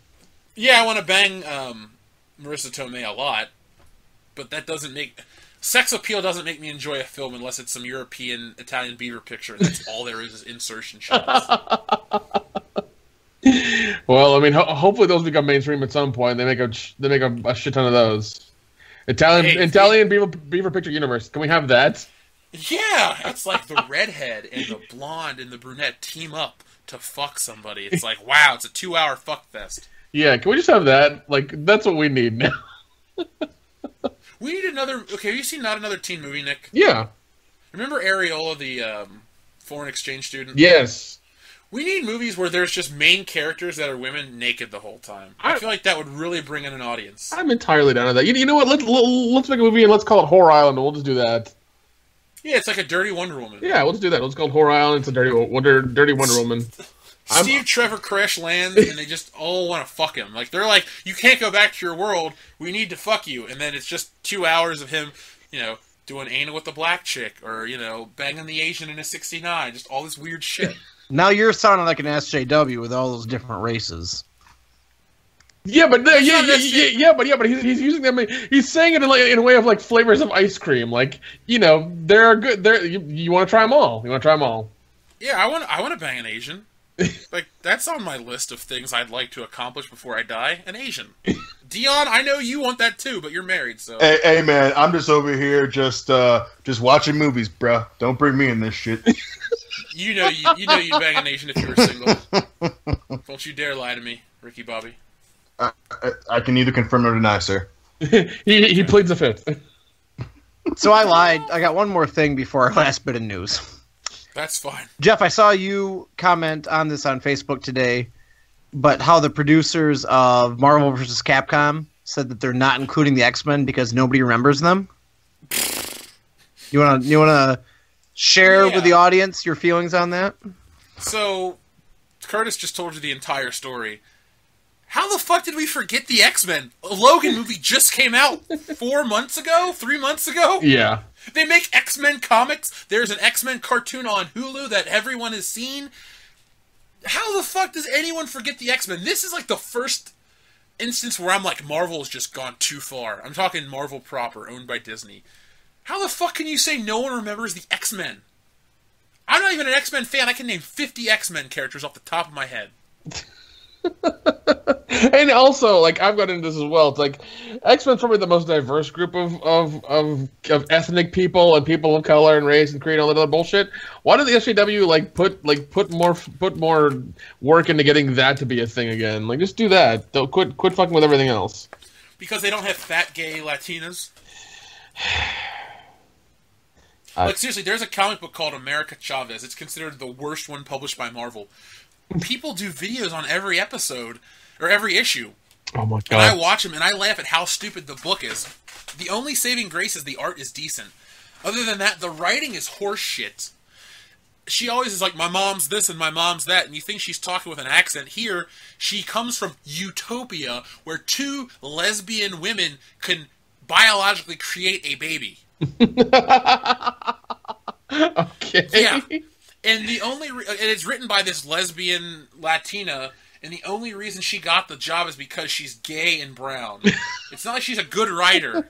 She doesn't even have comic book experience. She wrote other shit. They were meeting their gay and colored quota, and that's what they got. And the only reason she's a lesbian is because she got diddled as a kid. So, and that's science, really. Oh, okay. If you turn out gay, that means you got touched. So Neil deGrasse Tyson will verify that on the next episode. We'll have him here. Don't say things like that. Don't say things like that. You may cry if we got Neil deGrasse Tyson. I may. I honestly may. I would just be like, just tell me everything works, dude. I'm gonna go smoke a blunt. Faggot's an Illuminati shill. I'm gonna get real high and just tell me everything works, Neil. Just speak real slow. Well, back to the X-Men thing. That makes me laugh that they have the audacity to assume people don't remember the X-Men. The X-Men 20 years ago were the #1 superhero group. They're probably the #1 superhero group ever. I know the Avengers is, the new buzzword with the movie and the cartoons and shit, but the Avengers sucked in the comic books for the longest time. They may have had the A-list characters, but the X-Men was where the readers went. That is where you had the best stories. X-Men was Marvel's second biggest title or biggest title, depending on the decade. I can't believe they assume people would forget that. And on a personal note, I won't buy this game because Wolverine and Deadpool and Cable were all part of my team. So, if I can't play with my team of guys that I always play with in Marvel vs. Capcom, I'm not going to buy your fucking game. Plus, how are you going to explain Deadpool not being in the game? One of those popular Marvel characters. Like, are you really going to burn that bridge? Come on, Deadpool. I don't like Deadpool, but Deadpool's stupid popular, and you guys know it. Like, what is their excuse? Oh, we forgot about Deadpool. Nobody forgets about Deadpool. No, they might make him something you have to pay extra for as, like, DLC or some bullshit. No, they're just saying, like, none of these characters will be even available at any time. Oh, fuck that, dude. Yeah, I mean, it's another one of those things, like, you know, they hate money, that's all it is. That's all what it is, they just hate money. I don't care about a game about the MCU. Marvel vs. Capcom has been Marvel vs. Capcom, not the MCU vs. Capcom. I agree. It's a final story. The reviews are in for Spider-Man Homecoming, and the headline I'm looking at here says, and they are overwhelmingly positive. Of course they would be. I'll let you take it from here.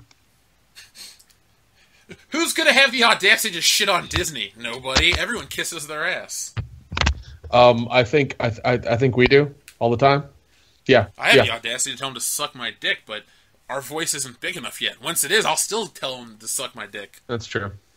Every one of them, including Kevin Feige, because I feel like he's faker than I used to want to believe. Well, look at listeners. You'll get our review of Spider-Man Homecoming next week. I'm going to go see it. I'm pretty sure Dion will. Nick will not, right? Nick, you'll be out of town? I mean, I can't guarantee anything right now. Well, that's fine. I'll have the other guys show up, so just don't worry about it. Okay, yeah, that's cool. Yeah, don't worry. Next week is going to be our Spider-Man Homecoming review. It'll come right during the first week of Spider-Man month. I'm not going to shit on this movie if it's good, and I'm not going to praise this movie just because it's Spider-Man. I can remove myself from enjoying the character of Spider-Man and acknowledge that there are bad things based on it. It's not hard to do. A lot of people can't or won't, but I'm going to give you the most honest review of that movie you're going to find. As we should. As we should. So, Nick. Yes. There's a news story you and I have been wanting to talk about for the last 3 episodes. Yes, it's Kurt Russell inadvertently saves the world from aliens. That's what it is. So tell the listeners. Well, it seemed back during the Phoenix Lights incident, Kurt Russell was flying his stepson back home, and while he was over Phoenix, and while he was flying, he saw unidentified objects that were flying, really close and near to where he was. So he calls it in, not thinking about it, not knowing anything about it, and he just calls it in saying, "Yo, in this area that I'm in, there are these things here. Make a note of it, please." So he calls the FAA, and they make a note of it, and then he lands, takes his son where he has to go, and stepson where he has to go, and then that's it. Well, years later, his wife Goldie Hawn is watching a TV show about the Phoenix Lights incident, and they're talking about it at the beginning of it, and how people knew about it was that an anonymous pilot called in the incident, and that's how they knew. That's how people knew what was happening. And when he heard this, when she was watching it, he was surprised because that was him. He didn't think about it for years and years, and it just popped in his head, and he's like, "That was me. That's what I did." So Kurt Russell saw aliens. Yeah, and his call to the FAA saved the world from destruction. I wonder what those really were. I'm not saying it was aliens, but I'm not saying it wasn't. You never know. I mean, yeah. To this day, nobody knows. Nobody knows for sure. I mean, I've seen them say, "Oh, it was flares with parachutes," and I've seen what the flares with parachutes look like. It's not the same. It's and the way they're hovering for quite a bit in the same place. It's I don't know. Well, did you guys hear about Anonymous claiming that NASA was going to release information that aliens exist? Yeah. You ever hearing about that? I was just like, when is this going to happen? This one happened a couple of days ago, I think. Yeah, so Anonymous did not deliver, or at least NASA didn't deliver. Yeah. Anonymous is just a bunch of fucking neckbeards. They have nothing better to do. A bunch of liberal-ass Illuminati shills like Neil deGrasse Tyson. Oh, come on. It's not that bad. No, they fucking Anonymous, like, sorry, Jeff, because they could go through your computer, but they're terrorists. They are, and I said this a long time ago, and I don't know if we cut it out of the video back then, but they're just a fucking liberal front for intimidating people into being afraid of them, into accepting a certain ideology and trying to make themselves look like the heroes, but they're a bunch of lying idiots. I mean, I don't really follow what they do. I don't follow their YouTube page. I don't care what they do. It doesn't really bother me either way. But when they're like, well, aliens are going to exist, I was like, okay, well, I'm really interested to see what happens, because that puts a huge fucking hole in religion. Oh God, no! It'll put everything in perspective. You know, if that was the case, and I mean, it would change the world overnight. It would change the world. But aliens aren't real because I stopped smoking spice and I don't see them anymore. So, well, you need to get back on that, because the spice I have nowadays is fucking amazing. I don't know. We'll see. It'll definitely change the world if it comes out that like aliens look just like us, but they're, I don't know, just smarter, better looking. It just turned out that like NASA's proof is just like an alien spaceship sending them a message. Hey, yeah, Earth, cut the bullshit.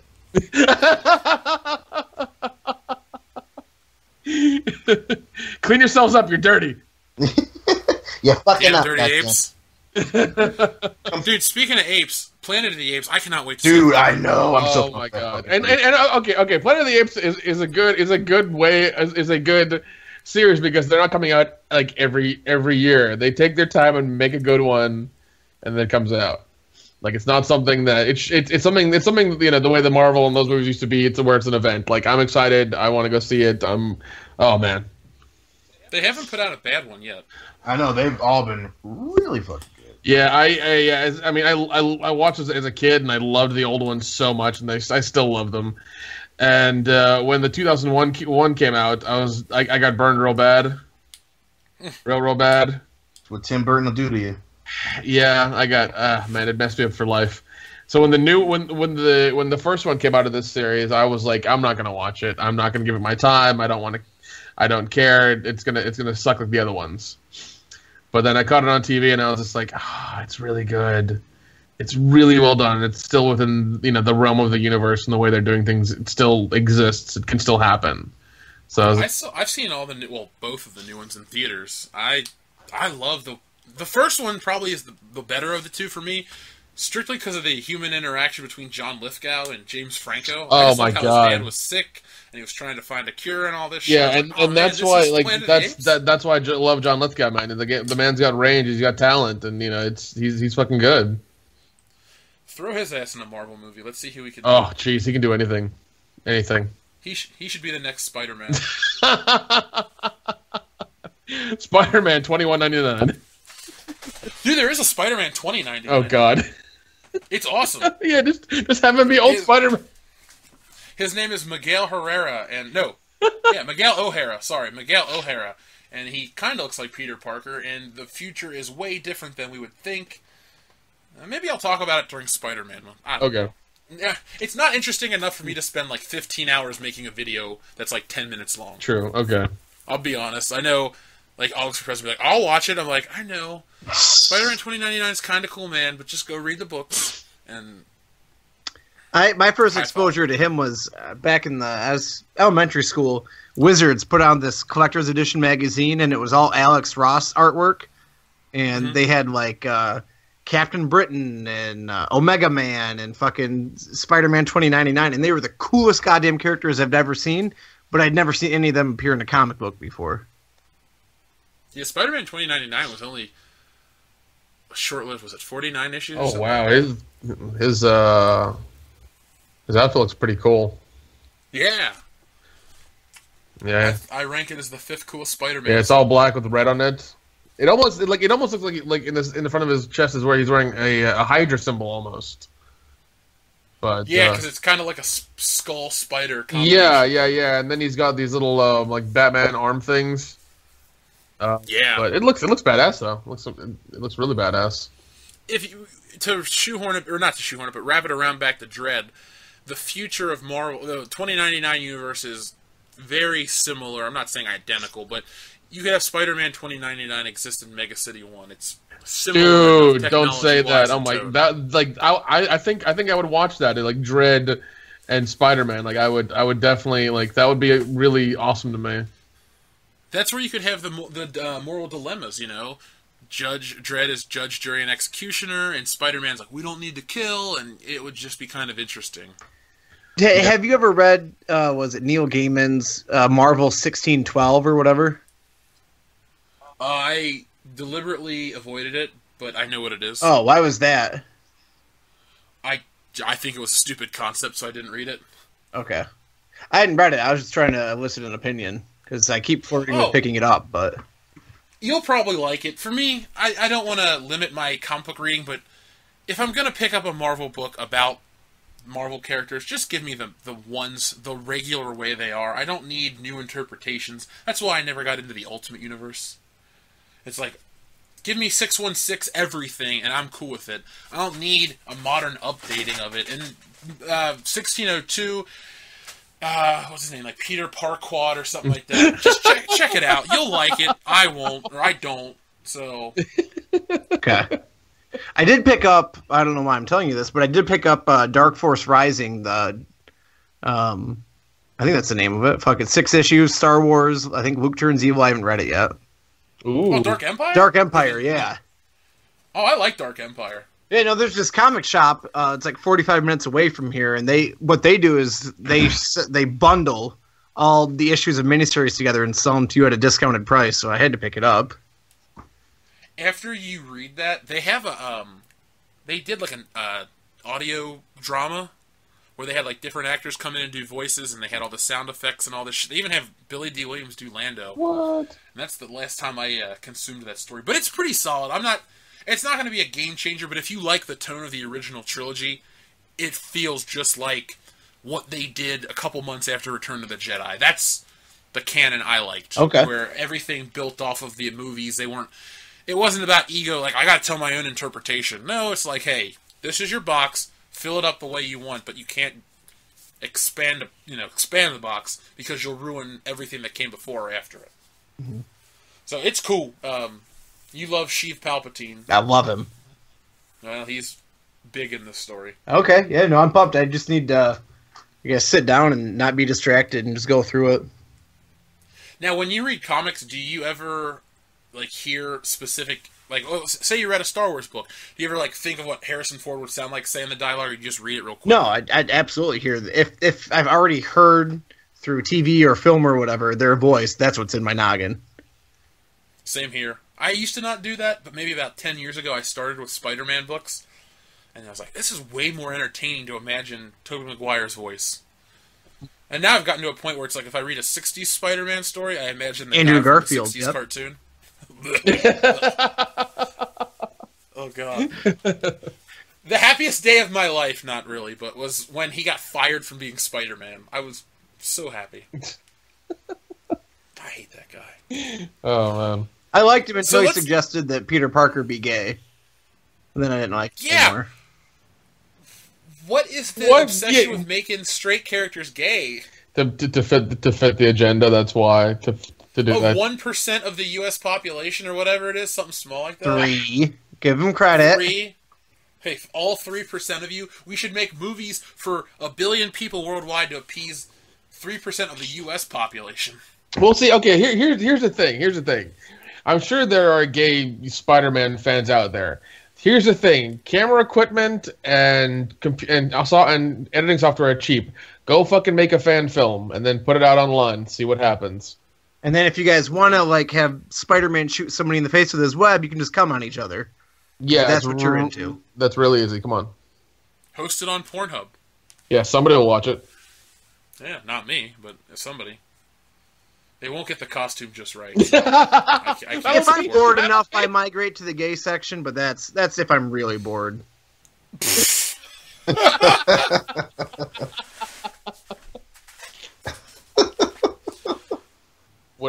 do you guys want to talk about the whole Han Solo drama? Because, Curtis, I've been following it, obviously, but you and I haven't talked in 2 weeks. Yep.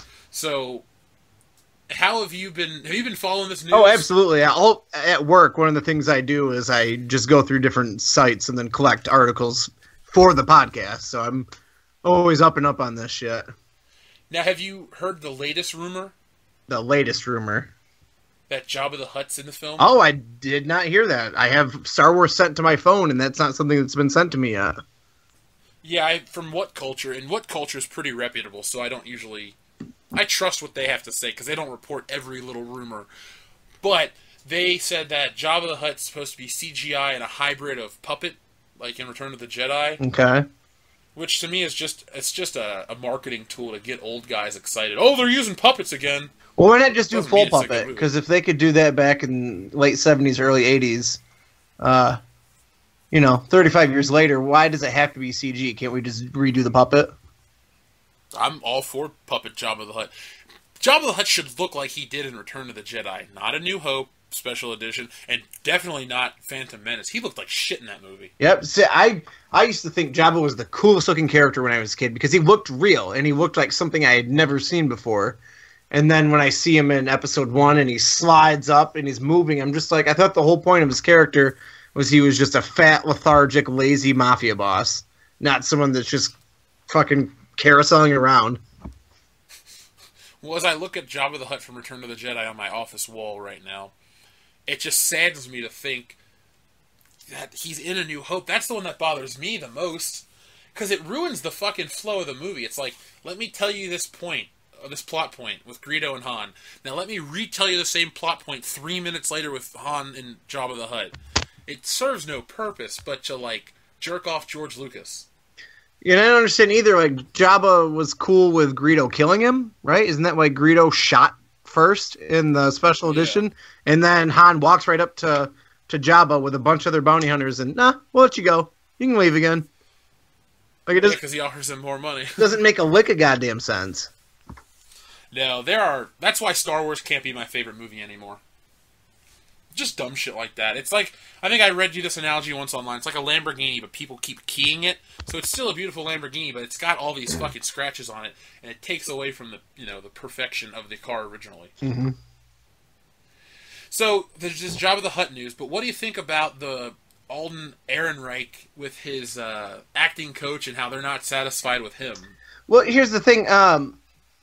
I read comments that they swear that he's a spitting image of Han Solo, but I've looked at a bunch of different photos from different angles under different lights, and I don't see any resemblance. They have no features other than white male in common. And yeah, as far as I know, he doesn't have that many films under his belt. He's not the same height. Like, I don't understand the casting choice. I don't understand going with someone that inexperienced. Because he's cheap. That's why. Fair enough, but it's Star Wars. They're gonna make so much goddamn money. Why not invest in somebody who looks like Han, who can act, who can do those things? I like Episode 7, love Rogue One. This is the first Star Wars movie in my life that I don't really want to see. I'm gonna see it. I'm not gonna lie to you. I'm gonna see it, but it's the one that have the most reservations about. And all this news about directors changing and acting coaches being hired and other people being fired and shit, like, it sounds like an absolute fucking train wreck, and it does not need to happen, but it's gonna. It sounds like Justice League all over again is what it sounds like. And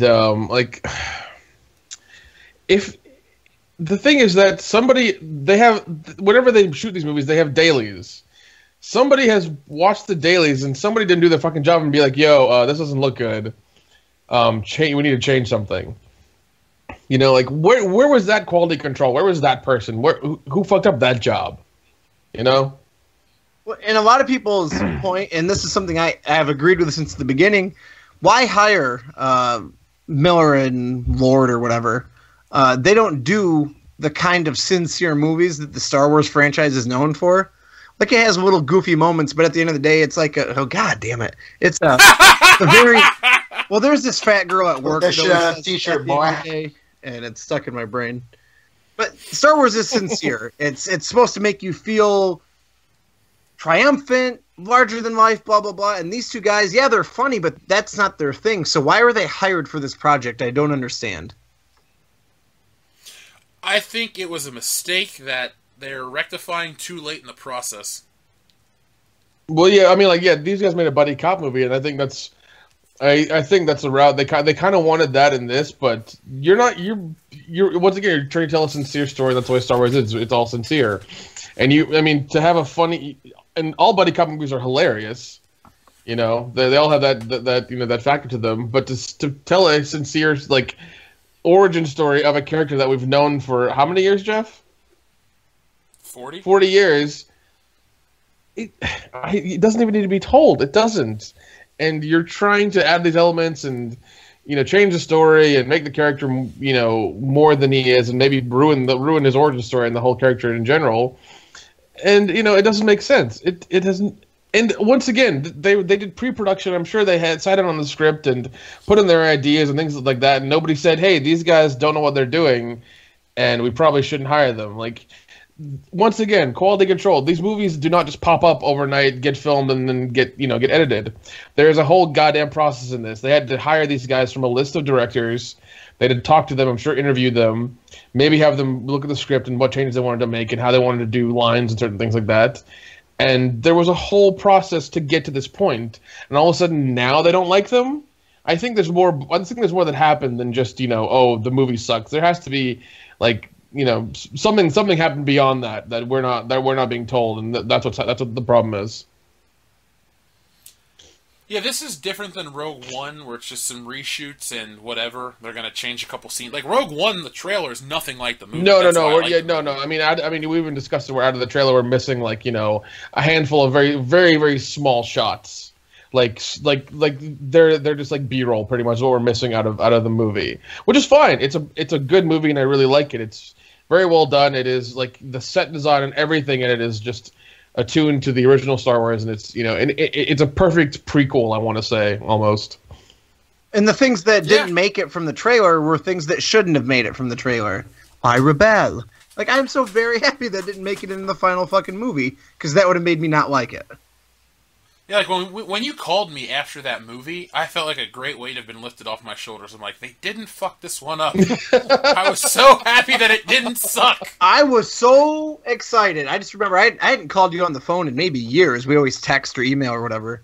But I just had to call you at that moment I stepped out of the theater because I was so goddamn excited.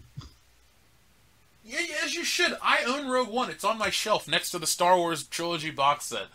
I'm not saying that my opinion matters more than everyone's, but if I buy a movie on Blu-ray and it's full price, I have to like it. Exactly. I don't just spend $20. Like, I'll go out and buy anything for $2 on Black Friday. That's why I own fucking Alien. I've never even watched it, but I own it. That's why I own Training Day and all this other shit, because it was $2. I like Training Day, but my point is, it's $2, I'll buy it. Rogue One was $22, and I'm glad I spent the money. I'm pissed that they're putting it on Netflix for all the poor people to watch for free. That's true. How long do you think until Disney buys Netflix? 6 months. Yeah, 3 years. Yeah, because, like, they're in a lot of debt. They're in over $2 billion worth of debt. So the thing I don't understand is that, you know, they up the prices and they're in like 180 countries as well. Like, how are you still in debt? What the fuck are you doing? Like, how much coke are you snorting to make the debt that big? What it is their fucking budgets. They don't ever publish the budgets for their Netflix original series. We're talking like The Get Down, the budget for each episode was like $20 million or something stupid. Jeez. Well, yeah, and I heard the reason they're not doing any more since 8 seasons is because each episode apparently was $100 million for that show. It's like, you're not Game of Thrones, goddammit. Like, calm it down. Where is that money going? Because I've seen clips from these shows, and you can't tell me that a hour episode is going to merit a $100 million budget. So where's that money going? I don't know, man. You're preaching to the choir on that comment. Buying somebody a new car, new house, new life, new wife, whatever. Watchmen was a 3-hour film, high quality, stunning visuals, and that was $150 million they spent. You're going to tell me one episode of some Wachowski trannies TV series is a fucking $100 million per episode? That's retarded. Yeah, that was a number that was thrown out. There's no validity to that. Just so you know, that's a number I heard. So you were even if it's $20 million, like Jeff had mentioned for different series, The Get Down or whatever. I cannot believe a fucking TV episode, you could sink that kind of money in. Very true. You can tell, like, using The Get Down as an example, because I watched every episode, they kind of ran out of money during the second half of that series. Yeah, you can tell. all of a sudden, everything was a cartoon. And we're not talking like a well-animated cartoon. We're talking like a Flash cartoon, and Jaden Smith narrated it. Yeah. That's how shitty the show got. There was a big cartoon sequence in an episode there, or a lot of the episodes as well. It was like, you guys have run out of money. The only thing, I'm watching Glow right now. The only thing I can think of that would cost them a lot of money is to secure the music rights for a lot of these things. Because, like, in Glow, they use actual WWF and WCW footage. And they play real 80s songs, and they try to, they bring in cars and the clothes. I can understand that stuff. But something like Glow, I guarantee you, has a low budget compared to the Get Down, or something that requires big sets and CGI and, huge musical performances. Netflix is probably just putting themselves out of business because they're overreaching. Well, I hate their original series for the most part. Yeah, and I think what it is before is they had so much money stacked up, and they're like, "Fuck it, we have a lot of money. Let's start making stuff." And then they didn't know how to make things and how to budget things correctly and how to produce them correctly and how to market them correctly. And that's the problem. How far into Glow are you, Jeff? Just 2 episodes. Okay, never mind. Let me know when you're done with that because I love that series. We should. I'm enjoying the hell out of it. I'll tell you more. I'll tell you when I watch it. But my mom wants to watch it with me because my dad actually watched Glow. I was watching too much King of the Hill today. No, but her and my dad watched Glow back in the 80s, so she's like, I gotta watch that series with you. So I told her I'd wait, so I am. But here in Cincinnati, there are Glow billboards all over. Oh, nice. No, it's it's the best thing I've watched on Netflix in a long time. Yeah. Now, where do you rank it compared to Black Mirror? I'd put it above Black Mirror. I don't like anthology stuff. I know you love it, but I like a continuous story, and I don't like just one-off episodes. I like a flow. Yeah, Black Mirror kind of fell off in season 3 for me. I remember in the middle episode, I was like, this is really boring. I'm not going to watch this. It really fell off. I'll tell you what, I'm watching Bloodline right now with the actor that played Director Krennic. Ben Mendelsohn? Yeah, that's a really fucking good show. I was surprised. I can't not think of him as the guy, John Daggett from The Dark Knight Rises, when he gets killed by Bane. He puts his hand on his shoulder. I honestly don't remember him in that movie. I need to rewatch it, I guess. Yeah, he's the guy that has the construction that supports Bane's endeavors.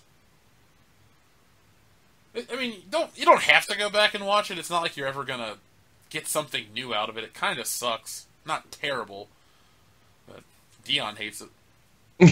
What do I hate? See, I knew you weren't paying attention. No, I heard you about Krennic, and are you saying that I hate The Dark Knight Rises?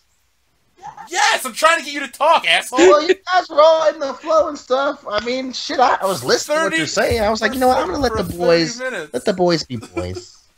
But if you like Krennic, thanks, Dad. If you like that guy the most, Dustin, watch Killing Them Softly. He's awesome in that. Killing Them Softly? Yeah, with Brad Pitt. It was on Netflix. I don't know if it is anymore. I watched it. It was on HBO. Yeah, it's hard to tell what's on Netflix and what's off Netflix. And things go. Yeah, like you said, there's a reason they're in debt. But he's because it's these small time gangsters rob this fucking local casino joint, and they call in Brad Pitt to handle it. And the dude who plays Krennic is this whacked out heroin inducing. Essentially, it's you in 10 years, and he's trying the wife and I aren't starting meth together until all the kids are out of high school. So Well, there. Party. I think you're giving yourself a bit more room than you probably should. But partially in the movie, he's recanting a story where he was hustling these dogs down to Florida. And the best part, he's like, well, we had the dogs in the car, and then they just kept shitting. He's actually using his Australian accent, and they just kept shitting. And so we're in this with 5 dogs, and they're shitting the whole time. And so we go to burn the car, and the dude puts gasoline on the rag, and he puts it, and then they actually show the dude putting this fire rag in the car. So the car explodes, nails his partner in the leg. The dude does a front flip, and Krennic just busts out laughing, and that's just it's great. It's great. Watch it. You made a good point, though, about not knowing what's on or off Netflix. I have Netflix. I don't use it much because it sucks nowadays. Like, I don't care about the shit they put on there. The documentaries are cool. I can't really shit on that. But Hulu just gets my attention so much more because they put on shit I want to watch. Yeah, and like at least like things on Hulu stay on for a long time. Even the movies stay on for quite a while, and it takes them forever to leave. They have the James Bond collection on there for years. Wow, like the whole thing?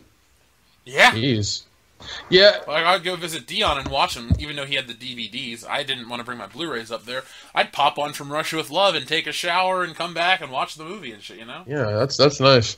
Yeah, and I mean, that's another thing. Like, they'll keep James Bond on there for a while. They'll keep a lot of these collections on there for a while. And they'll actually have the full collections. Unlike Netflix, who has, like, the first season of a show or, like, a couple episodes of a random show. Or they'll only have, like, part 2 and 3 of a series, like, Beverly Hills Cop. They won't have the whole. They'll never have the full thing. They'll only have like one and then the next month 2 and 3. It's like Netflix, really? Come the fuck on. Now I'm pissed at Hulu. Sorry, Jeff.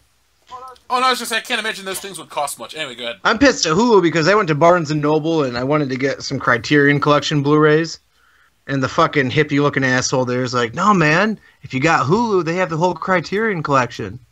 And so I went home and sure enough, they were on there. But, like, a few weeks later, when I went to watch the one I wanted to buy, fucking gone. The whole Criterion. Yeah, because the Criterion Collection left. I think it left that week, and they have their own, like, Criterion Collection channel now, or their app or whatever. Are they on Crackle? What, Criterion Collection? Yeah, I thought I saw something on Crackle. Crackle's really an odd thing, but it's like a Sony platform. I doubt they would be. I want to say that I remember Criterion going to their own thing. To have their own like service that you pay like $3 or $4 for a month and you have all that stuff. Oh, well, if it's only $3 or $4, I'm getting it, and I'm glad you told me because they have some of the world's best films of all time, and I want to work my way through them. Yeah. Oh no, I remember I watched Blowout on there, which I love. That movie's crazy and ridiculous, and I love it. That is a good movie. It is like it. Is that Brian De Palma? I want to say it's De Palma. I really do. But I watched it randomly one day because I was like, "Oh, John Travolta! Oh shit, that girl from RoboCop!" And I was like, "This is a crazy movie," and I loved it. It was so good. You had just some guy who does some sound for horror movies. Like that's his job, and he catches the audio of this car going into a lake, and he rescues the girl, and then he's paid off and told not to do anything about it, and then the government and the whole political system comes after him, and it's so good. So good.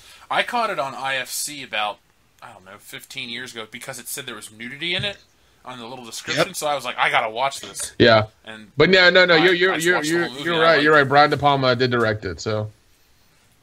I wanted to watch the 1970s Russian Solaris. Solaris.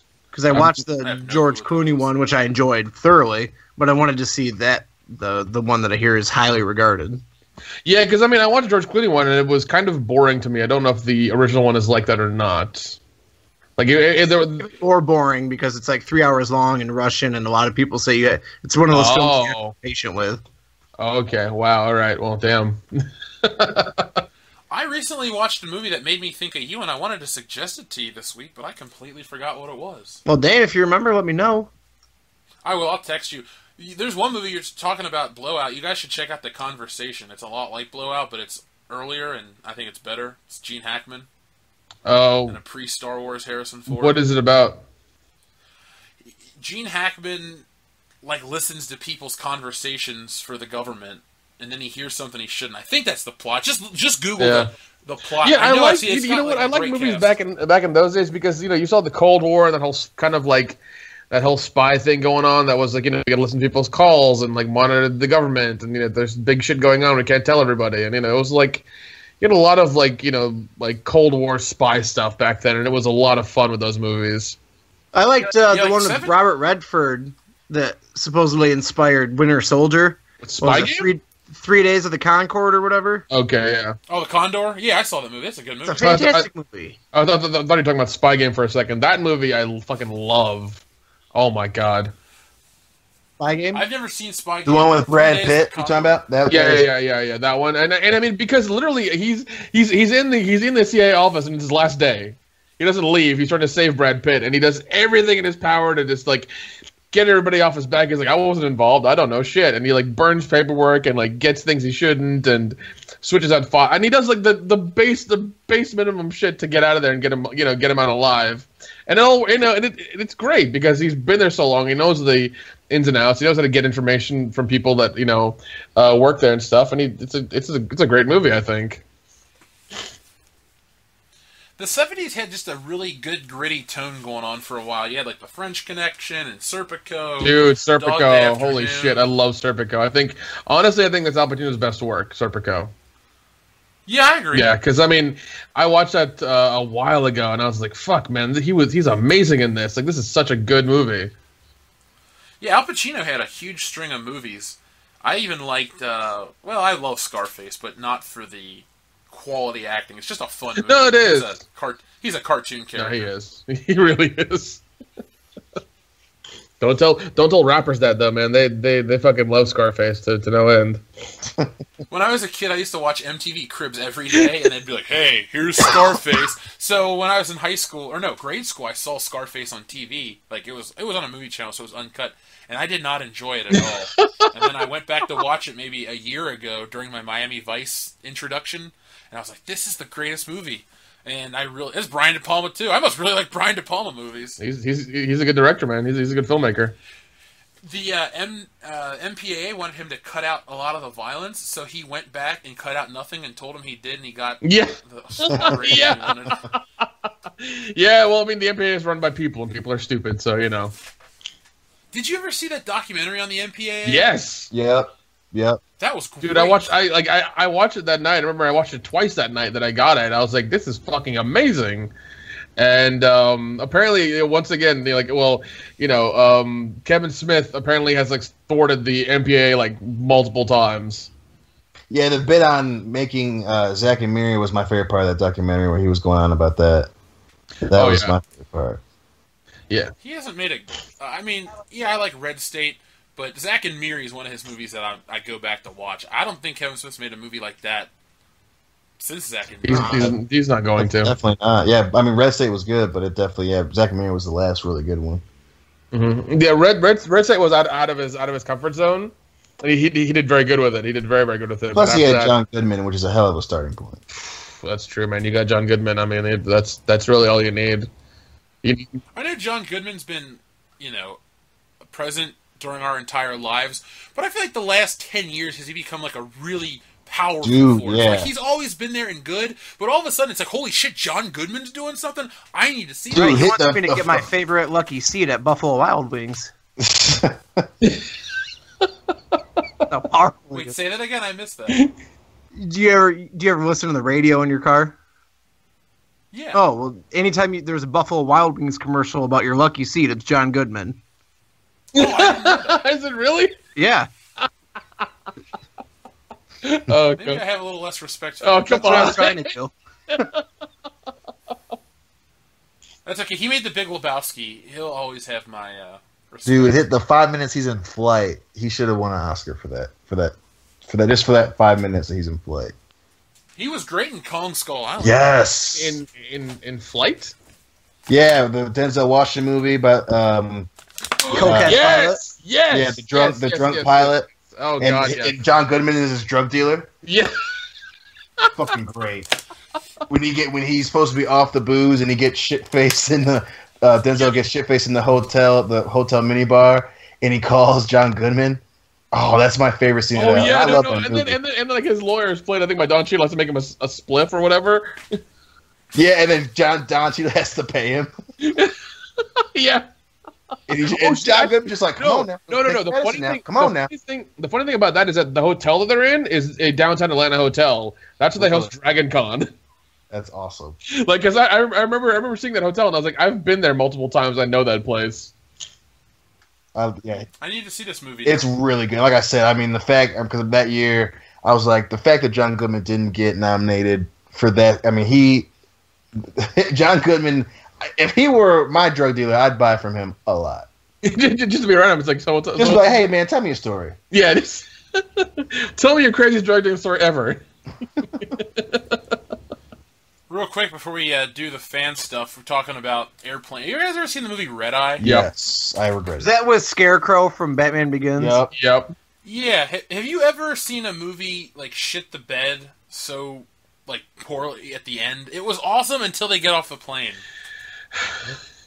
The thing I laughed at is the fucking pen in his throat, and they like have to put a scarf around his neck and put his finger there to talk. I was like, "What are you doing?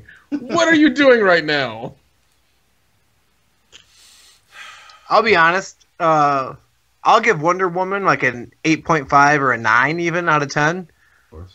If it didn't have that last 20 minutes. Oh, we that's totally said the perfect. same thing. Yep. We said Because like it didn't need it. It didn't need that stereotypical over the top giant battle. Like if it would have ended, I think it was cool that the guy you thought was good the whole time turned out to be Ares. But I think it would have been even cooler if when she stabbed the guy who she thought was Ares, that was it. That was the boss battle. Just one stab, and then she can talk about humanity and still do all the things she wants to do. I don't understand why it had to have the ending it had, because it was amazing up until then. That's exactly what I said during our review. Yeah, I mean that's. It should have just ended. Yeah, there. I mean, I think Jeff, you said something along the lines of, like it should have just been like her discovering that humanity's very like a mixed bag, and people are good, people are bad, but they're just people. There's no gods. There's none of this exists. But I did find it funny because in those last 20 minutes you also had like our fucking Captain America copied ending as well, which I thought was hilarious. Yep. Oh man. Well, I'll watch Wonder Woman, I guess, again when Nick sends me a bootleg copy, but Of course. you can go back and listen to our Wonder Woman review. Was it 4 episodes ago? 3 episodes ago? It's a while ago. Not too long. I mean, it came out this month. Oh, it did? Jeez. Yeah, June Man, 1st. it's been a busy month for me. We've been doing a lot of coke. You have no Hanging idea. out with John Goodman, goddammit. Listen here, all right? In your Atlanta hotel. Come on, baby. Come on. That's how I got through Glow so fast. I had this weekend, my family, they're up north doing something. So I just did a bunch of lines of Adderall and smoked a bunch of pot and watched all 10 episodes of Glow right in a row. It was fucking dude, amazing. that sounds awesome. Sounds good. Just sitting in a house all by myself, all fucking tweaked out, watching women fake fight. I wish I could have just knocked on your door and hidden. Oh my god, I would have freaked out. I would have thought the SWAT team was there. I would have thought I'm going to jail. I would have offed myself. Oh shit! Oh fuck! What's behind door number 3 at 38? Damn. So you can tell, listeners, that we love each other very much. But let's move on to the Patreon question, which is relevant to that. Segue. So Kendo Slice asked on this week, how did the bullshitters all meet and become the world-class bullshitters? Well, Kendo, it's mostly a pretty simple answer. Bar. With the exception of Dion and Dustin, who knew each other prior to me, everyone knows each other through me. Yeah, pretty much. That's exactly how it works. Not to like ruin the suspense, but I was friends with Dan and Phil and Loudy. I knew those guys. Can I tell how Dion and I met? Oh, of course. So I'm minding my own business in my dorm room. Hell to the there was a knock Don't on even the door. try it. We've talked about this before. I'm not going to let you finish that shit. No way in hell. Well, you For control those of the you out there Welcome who to really want to know, there was a time when the guy who was snorting Adderall off desks, particularly in my apartment, was a white-nosed, bunny-tailed little boy who was running around talking about the benefits of Jesus. And the day I met him was sitting in my room, minding my own business, and sure enough, a knock on the door, and it's Dustin with another dude. Got a moment to talk about Jesus Christ? And I said, yeah. And literally, the first thing before he sits down on my futon is he sees that I'm playing fucking Marvel Alliance. And he's like, dude, and like we started the conversation off like that, and then, as I say, the rest is a line of Adderall. At least my introduction to Dustin was a lot cooler. I'm walking back from the cafeteria, and I hear a WWE ring bell. So I knock on his door, and I literally go, "Are you watching WWE?" And he goes, "Yeah." And then we became friends instantly. Like, it's that basic. Seriously, I knocked on his door. I'm like, "You watching WWE?" "Yeah." "Oh, you're probably watching like Backlash 03 or some shit like that." And great pay-per-view. Talking about wrestling. Great pay-per-view. Yeah, Backlash was really solid for a while. The first couple. Well, that was when it's funny that you bring that up because I was on my way to class and I heard that, and you guys were already watching it. And it was in the middle of Rock's promo. And I was like, Are you watching WWE? He's like, yeah, I got it on. And that's when I saw his wrestling and then his copies of the OC. And I was like, this dude is peculiar. and then the other thing was the other time Dustin and I hung out was when Chris Jericho came back. And Hillary was in my room.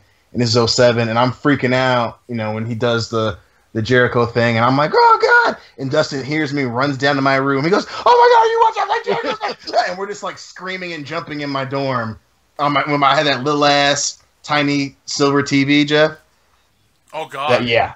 Is that the one when Jeff and I would whip your and Garrett's ass on the wrestling game, and you guys would pout like little girls? No, that was an older one. And that was, back when, before you were sweating in sweat boxes and trying to get out of them and all that shit. Yeah, I heard the phrase sweat box on TV, and it reminded me of that good old Halloween night. Macho Man DVD, R.I.P. Okay, I got to blame you for something. Tell that story eventually. Because of everything that went down that night, you forced me to cheat on my girlfriend with my roommate's girlfriend that night. Because of what happened, I blame you.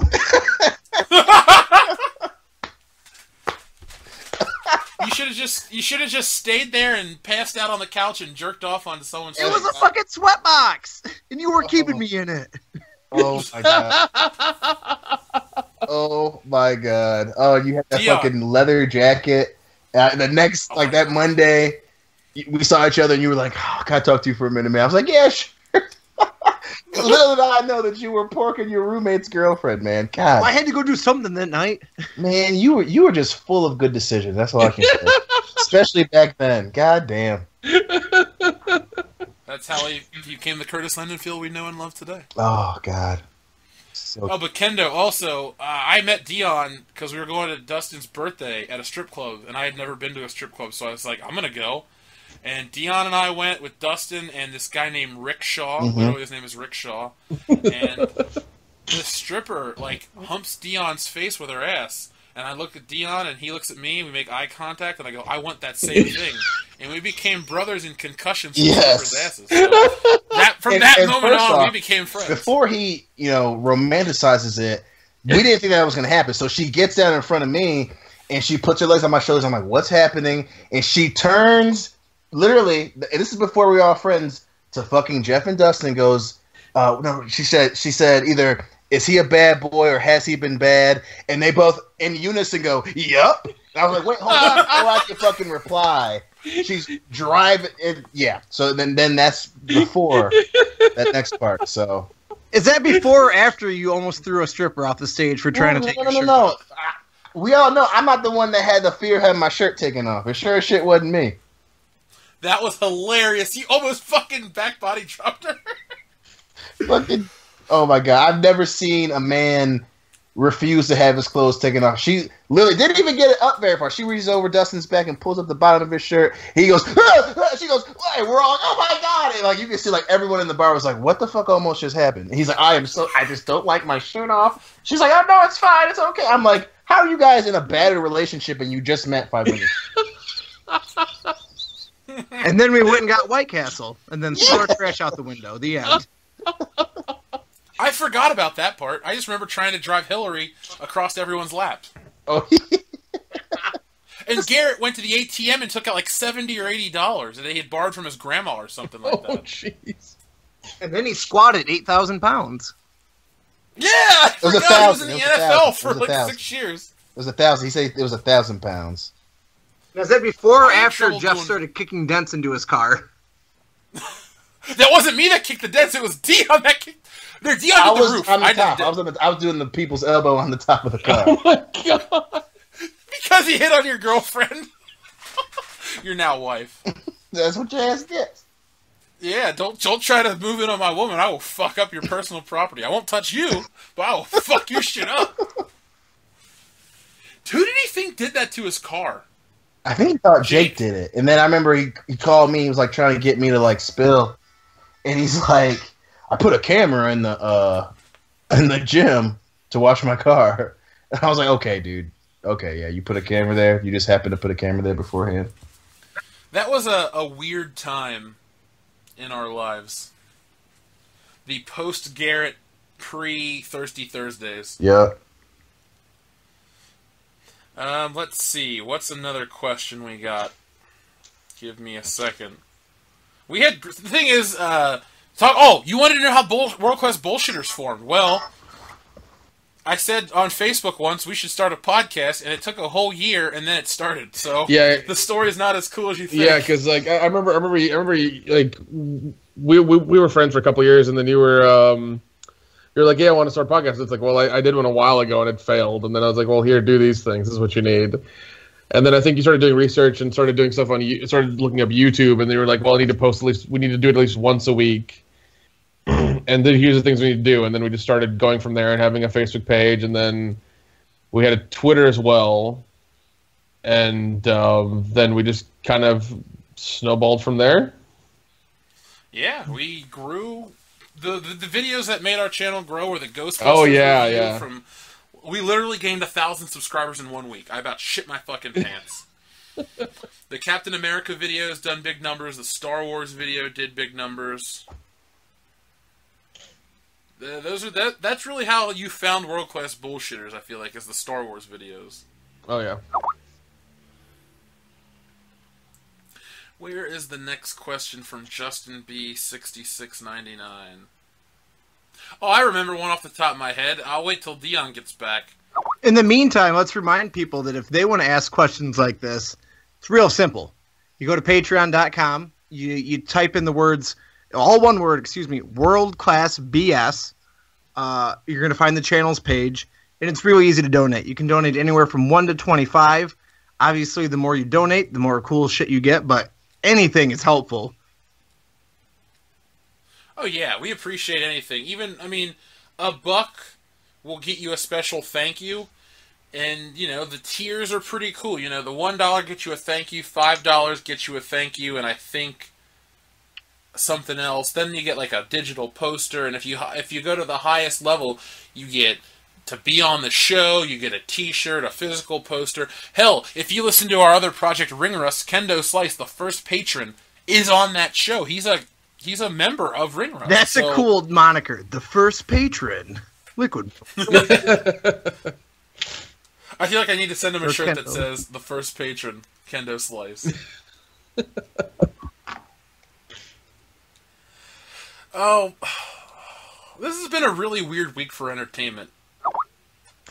Tons of just anti-Star Wars news. I feel like so many people don't want that movie, but it's gonna happen. Yeah, like, well, nobody really wanted that movie, as we've talked about it before. Like, nobody wanted it. As soon as it was announced, even we were like, not a good idea. Not a good idea.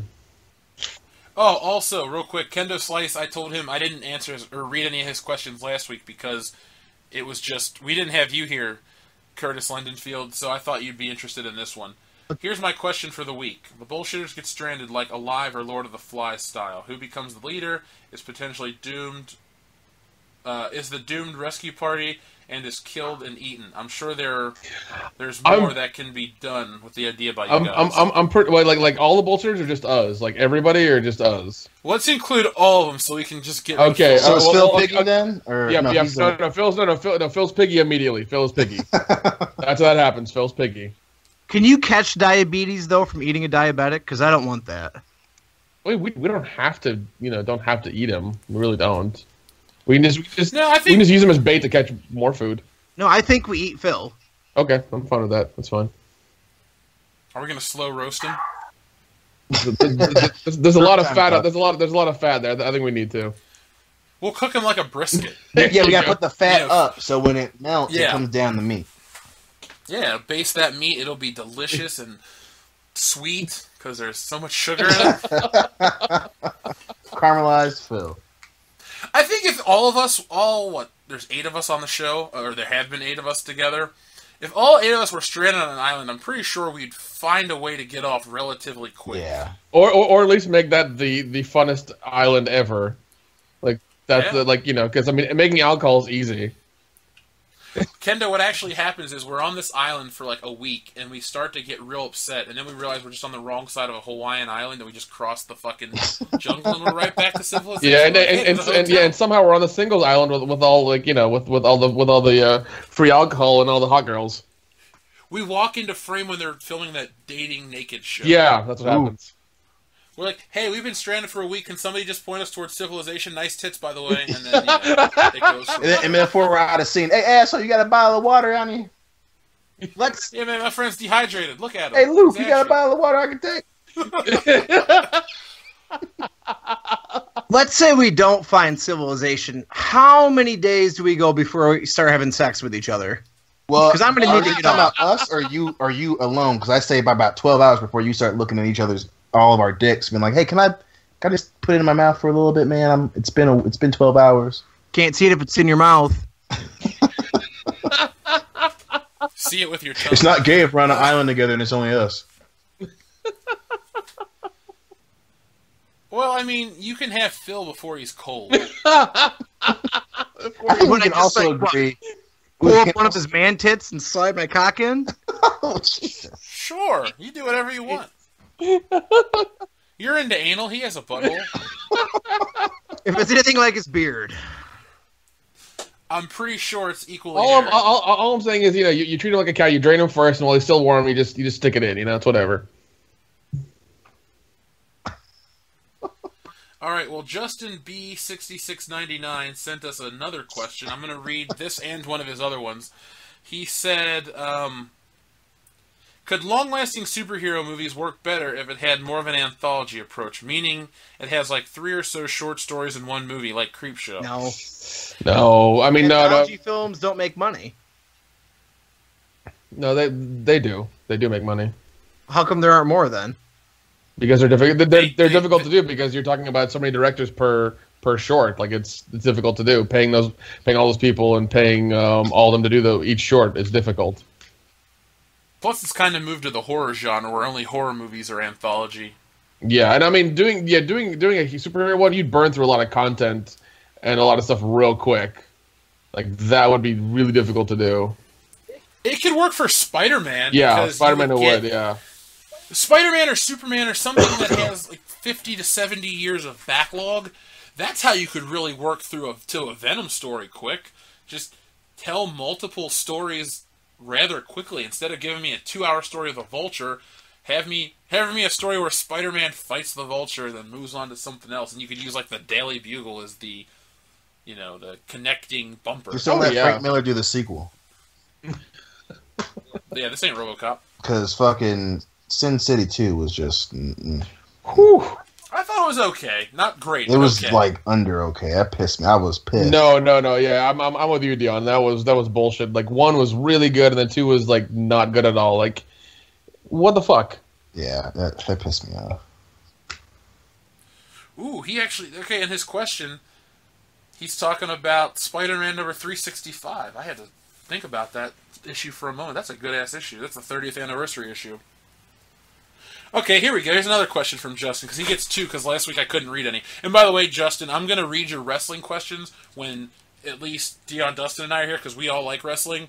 The only reason I didn't read it is because Nick goes to WrestleMania, but he doesn't really know like the best wrestling factions. Those are great questions, and I'm not going to put them to Ring Rust because Ring Rust is its own entity, and those other guys are busy. You know, Laddie won't shut up. So that's fine. Is that why they're an hour and a half long? Yeah, it's all Loudy talking about his butthole or something. Like no one cares. I played Super Nintendo last night while they talked. Oh, God, that's hilarious. Okay, here's one that's fun. If one company had to end tomorrow, which would it be? Nintendo or Disney? Ooh, Disney. I feel like Nintendo's been fucking people. It's just they really haven't proven why they should get off Fantasy Island here. I'd be more interested if Nintendo survived and Disney disappeared. Yeah. I think it would just be more interesting from a standpoint of like, what do I consume more? I consume more Disney products. What would I love to survive Nintendo? Because while Nintendo does make stupid choices like the Switch, Disney has an agenda to ruin entertainment, and that's kind of why we exist. Yeah, and I mean, without them, things we don't really have our own thing to do. We're gonna. We'll be fine. I would rather have a world with great entertainment than just a bunch of shit that gets put out every year. That just because. I know. Disney to me is Marvel and Star Wars, and those are our two big. That's our bread and butter on this channel. Plus, I feel like Disney eventually that bubble's gonna burst, and they're gonna learn the hard way why this fucking assembly line of movies is gonna fail. Nintendo just refuses to accept, like, hey, there's money out there that we could be making. We just don't want any of it. Like they just keep punching themselves in the throat. They're like, no, we're good. Yeah, Nintendo keeps coming out their tiny little nostalgia consoles, which are like what $60 and only have like 8 games on them anyways. So this new one's $80, and it only has 16 games as opposed to the 30 on the other. I thought there was 21 on this one. Oh, I thought I only heard 18. Okay. Yeah, I think it's $80, 21 games. One of them Star Fox 2. They finally have fucking Super Mario RPG Legend of the Seven Stars, which to me is worth the console itself, so I'm probably going to get it if scalpers don't fucking rate me first. Well, I got a little insight on when to pre-order it, so if I pre-order a couple, I'm going to buy one for me. If I can get my hands on a second one, all you have to do is pay for shipping, and it's in whatever it costs for the console, and there you go. I'll probably buy at the very least 2 just so I can resell them. Yeah, I mean, if I can come across multiples, I would gladly resell those, because I did it with the Dragon Daggers a couple years ago from Power Rangers, and I made, like, a couple $1,000. Nice. Because what happened is, there's this thing called the Power Ranger Legacy line, and they put out, like, full-scale props and shit based off Mighty Morphin Power Rangers. Most of it's crap, but this Dragon Dagger came out in, like, 2014, right after I graduated from college, and I had a little bit of money left. And I thought, people are looking for these online pretty hardcore. I'm going to buy 2 of them and see if I can sell them. Well, the reason they were hard to find is because they were only shipped to certain parts of the world. Cincinnati happened to be one of the places that had the most of them. So I went to every Toys R Us and bought every single one and sold them for $40 profit. They were $80. I was selling them for $120, and they covered shipping. And it was nice. It was how I got through my summer. Very nice. Very nice.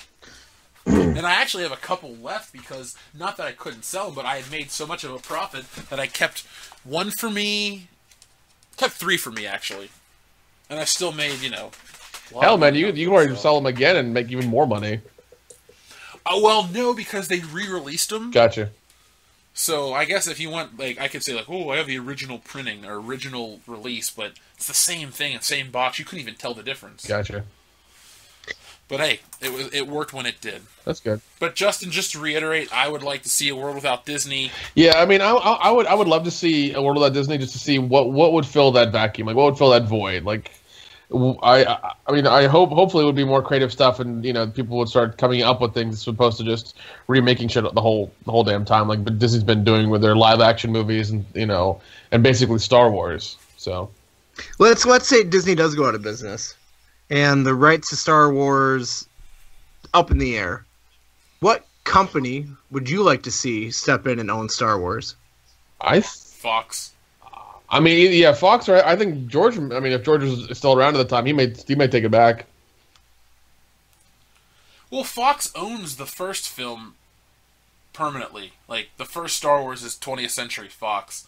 They can determine what happens with it. I think Fox should have bought it from Lucas in general. Like, I don't think Disney money really adds much to Star Wars outside of, like, well, they can go to their theme parks. Because the same license holders, make the merchandise. Hasbro still makes the toys. EA makes the games. That could happen no matter who owns it. So, I guess if you want the smoothest transition possible, Fox, because they've owned it before, and it would it's like, hey, you divorced your first wife, you got remarried, she died, you got back with your first wife. I guess that makes sense.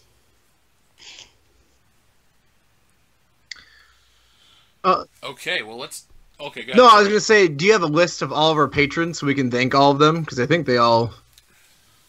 We've covered... Hey, let me log into Patreon real quick. Because normally what we're going to do is do a video a month.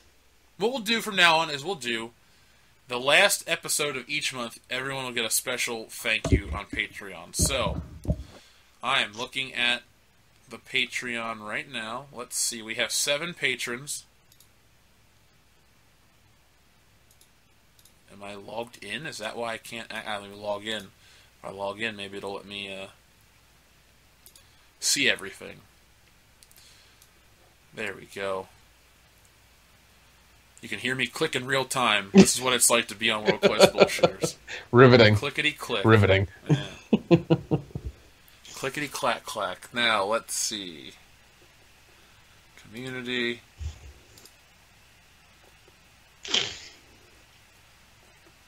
Where can I see the patrons? There we go. Sorry. I use this to update people.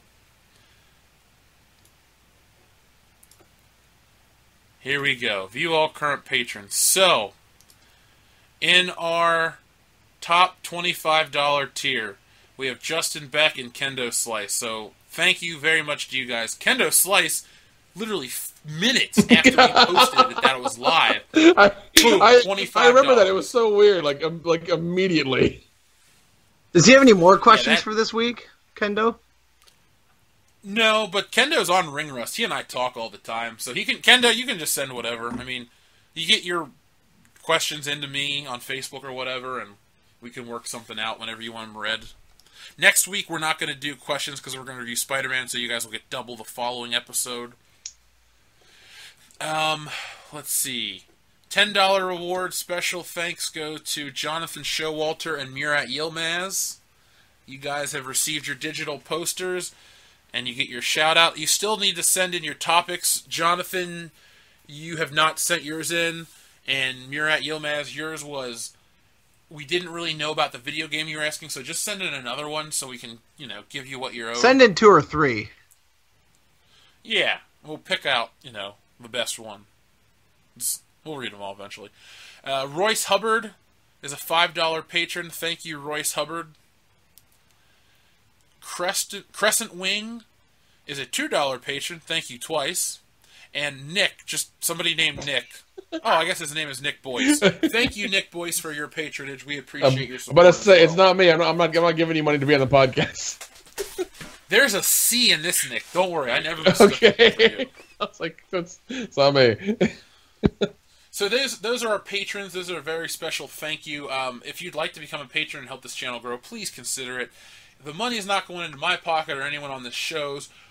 I think the first thing we're going to do is get a website, and we're going to use the money we'll make to promote ourselves on Stitcher to help basically get a bigger footing for this podcast. Because what we really want to do is be able to reach 1 million people and just every week, produce the best entertainment-based podcast you can find. Because we're going to be real about everything. We're not going to be like... what's that one? John Campion Collider, where they're all so fucking fake and everyone's a fanboy. Like, that's the problem with entertainment now, too. Like, even film characters are fanboys of whatever they're in. God, I hate that pandering bullshit so much.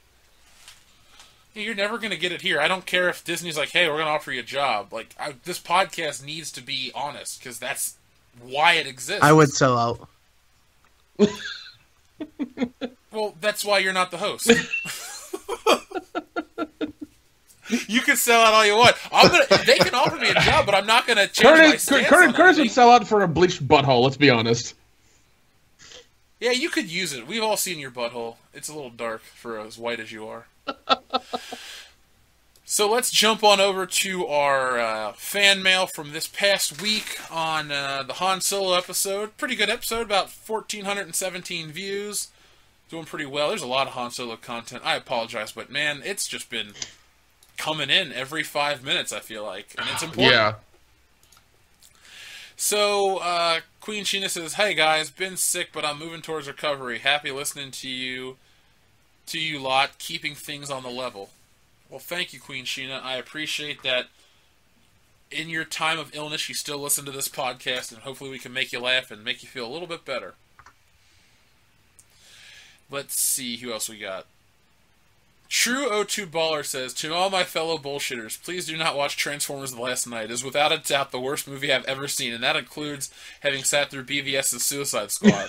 It was too long, and the movie had no clear structure. It just jumped around too much. And the tipping point of my disappointment was at the end of the film when this little boy behind me says, 'Wow, what a great movie.' So please, never watch it." Yeah, it's getting ripped apart right now. Augs for President says, "Thanks for the heads up." I'm going to give that one a thumbs up just because that makes me laugh. Yeah, because oh man, I made the mistake of watching was it part 4, and I was like, this is like it was. I wanted to kill myself so bad in the theater. Just put a gun in my mouth and blow my brains out. I was like, I can't take this anymore. It's fucking retarded. Liquid Metal Pro, "I have to be at work soon, so the timing of this video is perfect." Liquid Metal Pro, I listened to the fan cast. I know you're working hard up in NYC, so I'm glad World Class Bullshitters makes the day go by quick. Fancast is phenomenal. I checked it out for the first time. They are really good. So fans here, when you're done with this video, fucking look them up on YouTube. They're awesome. It's like it's a tangent from this with some fresh voices and some fresh perspectives. Really interesting people, cool topics. Why not? Why not just check it out, give them a like and a subscribe? It's amazing. Oh, yeah, and by the way, Brian Lape is the host, and happy birthday again, Brian. Happy birthday, I know Brian. I said it on the Facebook post, but why not give you a special shout-out in the episode? So if you're a fan of this show and you want a happy birthday said to you, just tell me when your birthday is. I'll give you a shout-out. Everyone deserves a special world-class bullshitters happy birthday. Yeah, Curtis Linfield might come out of a cake for you. Or just come in the cake. It's just a cum cake. That setup was amazing. Just a cum cake. Is that replacing the It's eggs? like gelatin, the texture of it. Just kind of. I would never know. Liquid Metal Pro says, "Sometimes I wonder if Gwyneth Paltrow does listen to this podcast. We can dream." I doubt it. She's writing stuff for Goop.com. She's probably 3 fingers deep listening to the timbre and Dion's voice. Just fucking. Yeah, she's got one of those healing patches on her leg while she's just listening to. Those At the end of the day. At the end of the day. Those NASA stickers all over her face while she's listening to you. Fucking, she just wrenching on a fucking non-GMO cucumber right up her asshole. Just, Ooh. It's bigger, it's juicier. Oh my god. This comes from Furnim Eftermann. Sorry, I've ruined your name, but you have an umlaut over the O, and you threw me off with the last name, too. But, hey, Jeff, still waiting for the Amy Schumer Netflix special drunk commentary. I don't know if I can emotionally handle that ever. I don't know. We are trying to do a mummy one at some point. Like, I'm trying to look for a good copy of that and make sure that, you know, it's at least watchable so we can all watch it and, like, rip on it. Yeah, don't be trying to get us to watch stuff that are going to put us in, like, fucking blackout level shit here. All right? That's really mean. No. Or the fucking BVS level where we couldn't get any drunker and it still was really shitty. Shit, that's the one I missed. And part of me is like, I am so glad I wasn't watching that movie and drinking. No, because like 245, that's when it hit. We're like, we can't get we can keep getting drunker, but this is still like really bad. Like it does not get any better at all. I left to take a shit and I text you guys, is it over? Yeah. Like I took an extra long shit just to avoid watching that depressing gray movie. Dude, it didn't help anything. Oh.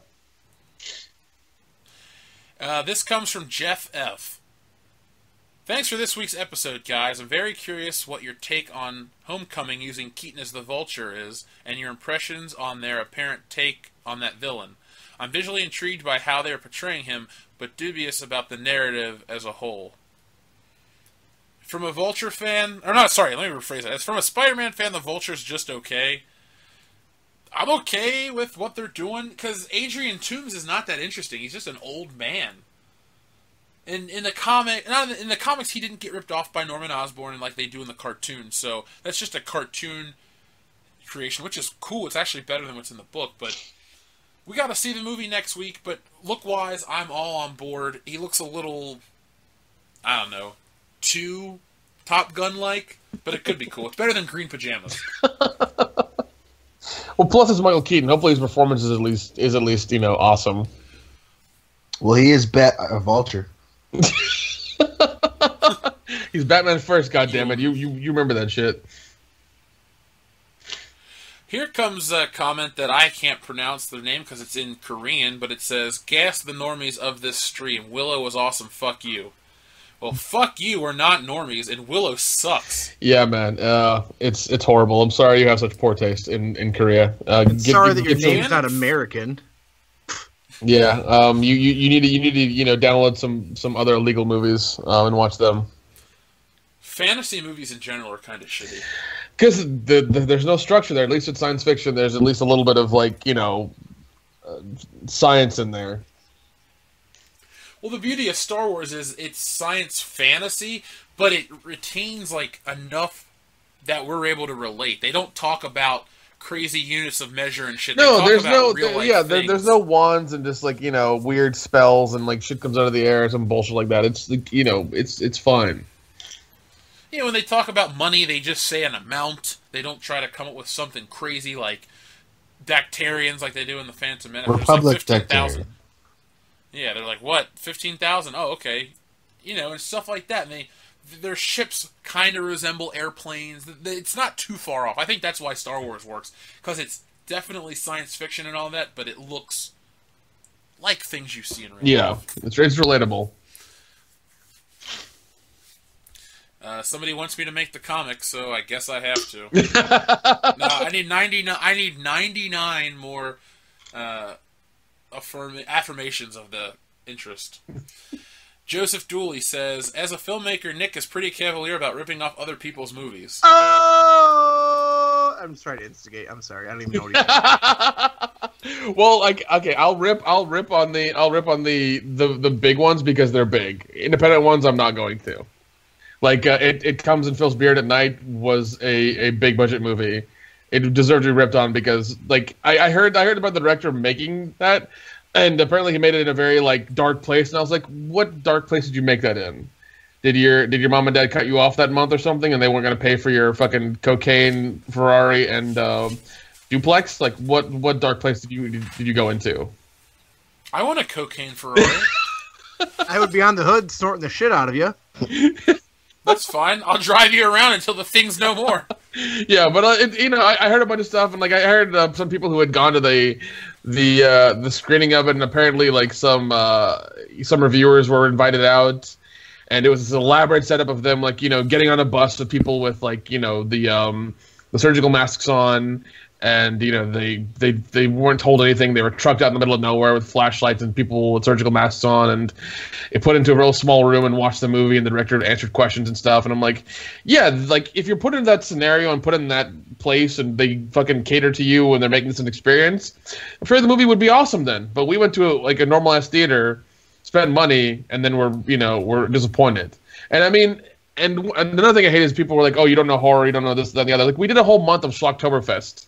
You heard me and Jeff do 2 and 3 episodes a day of things we like, things we talked about, things we love, and it was such shit. And I mean, yeah, bigger movies I'm allowed to shit on because they should know better. They have millions and hundreds of $millions of dollars in budgets. They have people who supposedly know what the fuck they're doing, and there's so many steps to doing it that they should just fucking know better. And the fact they keep fucking up is idiotic. It's dumb. What did Joseph Dooley mean by you ripping off other movies? I mean, yeah, of course. I've only made one movie, and if it rips off another movie, that's entirely possible because there's a lot of shit that happens in a lot of other movies. What movie is he talking about? I have no clue the context of his. Neither do I. I have no idea what he's talking about. If he would be more specific, that would be better. Oh, he will. He comments on everything. I just don't read all. Yeah, I really wish he would. I really wish he would either at least spell that word correctly, or be a little bit clear what he's trying to say. I like Joseph. Well, he does. He leaves a timestamp, but I'm not going to play it because on my computer it'll pick up the audio and it'll just be like me talking over me. Yeah. And me alone's enough. So Jeffception. Yeah. Now here, Dion, I got a comment for you that some asshole named TRKOBY, so Turkoby, says, not Gareth Evans, Gareth Edwards, not Rogue Squadron, Rogue One. What the fuck? How can you not correct someone on your own damn podcast when they're supposed to know Star Wars? He misplaced one word. We knew exactly what he was talking about, and I think that's what matters. So did you, apparently. So what the fuck does it matter? What episode was that? Last week's. Oh, well. Get your own show, and then you can talk about it, bitch. In the meantime, you know who I meant. Yeah, make your own podcast, get subscribers, and call us out, and we'll just ignore you. I mean, well, plus it's like okay, you're right. I had the wrong name. We gotta be careful, guys. He's got a video from 3 years ago called "The South Texas Click Beetle Has Glowing Headlights." Oh shit, son! It's got 197. Oh shit, views. son! We need to be careful of that motherfucker. Well, plus it's like, yeah, man, I said the wrong name. All right. But you still know what he was talking about, so what the fuck does it matter? Are Gareth Edwards and Gareth Evans going to come to my place and kick my ass? Probably not. So, I mean, I'm not going to lose sleep over it. I mean, damn. They're probably going to watch the Raid Redemption and Godzilla with you, and you guys are going to have a beer, and I'll be exactly. So I guess we're still okay. Here's this guy's claim to fame. His most popular video: circus elephant pees and poops during show caught on camera. Damn. Apparently, somebody's into bestiality. Well, I mean, how the hell could you not put poop before pee, you piece of shit? What the fuck? On your own fucking video? I'm glad you brought up bestiality, because if you're looking for something fun to watch on Netflix, there's this film called The Beast. And oh, God, I know what that is. And you could fast forward to it, watch where the white girl fucks the black guy, it's hot, blah, blah, blah. But really, my favorite part is when they show this actual beast animal inserting his hairy cock into her backside, and then he splooges all over her tits. Like, it's actual monster bestiality on film, and it's amazing. It's called The Beast. Check it out on Netflix. You know that's a continuation of Immortal Tales, right? That was all shot together and meant to be one Had movie. no idea that those were connected. It makes sense, though. It's the same movie. It's just, spliced out. No, it makes sense because they do the same camera shots, the same style of back and forth. Yeah, I can see that. Okay, so we'll pretty much end it because that Korean guy just keeps going on about normies and gassing people, and I'm not about euthanasia. What's a normie? Fuck you, What's dude. a normie? He thinks he's a part of this elite group by talking down to us or other people. Like, oh, you're not well versed. What are you going on about? No, it's just they're just bringing up that whole. Remember when it was like, oh man, being weird is super cool and being a geek is really cool. Remember how that shit was kind of big a couple years ago? Or just the retelling of that. Well, instead of now geek and norm, it's like, well, you're a normie. You think you're normal. It's like, okay, man. Like, if you're weird, you're weird. What the okay? Like, first of all, it just means we're not socially awkward, yet we have similar interests and energy. Right. Yeah. We can't talk to women. I'm sorry. Yeah, that's really it's like okay, man. I mean, yeah. Maybe Dion can't. He mistook Rogue Squadron for Rogue One, but he made a baby. Have you made a baby? I don't think I've made 4, at least. Wow. So yeah, what you can call it Rogue 2. What have you done with your life? Shit. Plus, we all know a lot of Koreans like white women. I got a white woman, so I think we all know who's winning this battle. Yes, we do. Yeah. They also eat dogs and like shitty haircuts. That's Chinese people. They eat dogs in Korea. They have heart attacks at their computers. Wasn't it the Korean kid a few years ago that was playing WoW in a computer cafe for like 3 days straight and like shat himself and died? Yep. Or was that China? I can't remember. No, it's Korea. Then I feel bad when I laugh fitness at that model story, and I was like, damn, his mom was really sad. Yeah, because he died in a cafe shitting on himself. Yeah. Not in the hospital. What with about the fitness three model? kids. Didn't that fitness model last week die from an exploding can of whipped cream? Yes. She had a nice I did not ass. hear about that. Yes, she did. She did. If only it could be salvaged and put on someone that doesn't have much of an ass. Ass transplants. Oh my god! It's a The thing. thing that happens, yep. I think we should all donate our excess body fat to women that want nice butts. And I'll be tits. down. Yeah, like you guys could just give us the free liposuction and the tummy tucks, tighten up that And skin. we'll give you guys And, 30 more Kim Kardashians. Yeah. Just as stupid. I'm okay with that. I'm completely fine with that. God, nothing good ever came out of Korea. Now I'm getting more pissed at this fucking... Hyundai. Hyundai came out of Korea. I don't know what that is. So Plus, you're all the waiting chicks in hard? K-pop are cute. I like, I'm an Asian girl, so I mean that's a plus. I'd rather have a Japanese girl if I had to pick one of Asian. Yeah, but it's funny. Like in K-pop, they'll randomly put English words in there, and it's like, you know what? So like "suck my dick" is a phrase. You'll be familiar with it. Dion, I don't have enough time to listen to K-pop, so Fucking I'm just saying it people pops that up listen to sometimes, baby bro. metal disgust me. what metal? Baby metal, you hear that fucking band where they parade around like 12-year-old little fucking gooks and skirts and to death metal? Yeah. I have no clue. I don't. It's- You would be the it's a one band. to know what that is. It's Yeah, the name of a that band sounds called Baby Metal. That's their very. name. That sounds very cucking of you. I just, I don't know. People always talk about it and they think it's the coolest thing because it's not normal. It's not a normie thing. But it's so fucking gay and pedophilic. Like, I'm down with the second part of that. But the gay part... I said, how are you upset that people are cool with that? You're like, oh yeah, go fuck the little boy at McDonald's, but oh god, play death metal. That's where I draw the fucking line. It's called standards, Dion. Bruh. And Fucking normie. metal. I only fuck American kids, Dion. All right? I'm a patriot. Goddamn and patriot. plus, metal is the devil, and he's against the devil because he loves Jesus. That's true. Do you have time to talk about fucking normies and Jesus? No, god damn it. Please tell me the first time he came to the door he had like a white shirt and a tie on and black slacks. Like that's what I want. That's what I see every time. Like you No, tell see, me he that. was actually like the normal looking one of those kids. And I was like, that's why I was like, you know what? Let's see what this kid's got. Oh, okay, so he was blending in, trying to get He you. wasn't like awkwardly Jesus-y, like, yo, hey man, you want to talk about Jesus? I swear I'll suck your dick, which sounds a lot more like him now. But at the time, I was like, you know what? He doesn't want to talk No, about no, Jesus no! nowadays, I swear to God, I woke up one morning because some assholes knocking on my door, and it was two Mormon kids, and like they didn't have the book, and they come to my door, and I'm half awake, I'm like stumbling on my shit, I'm walking to the door, and I look at them, and they look at me, and I'm just like no, and I close the door. This might help my case, but I was trying to date a girl that I met at State, and she was a super Jesus person, so I started going to all their shit. And So- you got brainwashed. You never date a religious nut, dude. I did it. Okay, It never ends well. She goes nuts, and you die. All I'm saying is that like I was trying to love Jesus because I wanted some of that pussy. Is all I'm saying. So does that explain why you were walking door to door with another dude? Like if you're walking door to door with her, I would get. That's that. what I'm saying. Like if she was with you, I'd be like, okay, we got ourselves a nice little Oreo sandwich going on here. But it was two dudes, and now you're saying that I'm like, I don't know if I believe this story right now, man. You're just putting me in a position I want to be put in.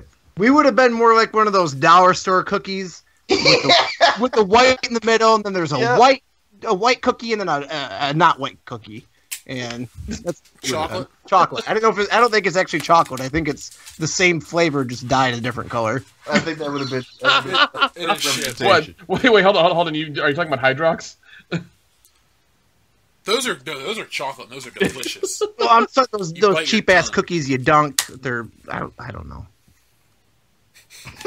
I'm just trying to describe So- I having sex with the same girl, and you guys aren't understanding. Okay. You're using. Why don't you just say that? Don't use cookies as an analogy. Just say we're trying to bang the same chick. Just say that. We wanted into to you Eiffel both. Tower this one girl. We wanted to go ass to mouth, but a different way. London Bridge. Yeah, London Bridge. Sorry, yeah. Then say that. Then don't give me cookie analogies and like chocolate milk and normal milk. Like just say it, man.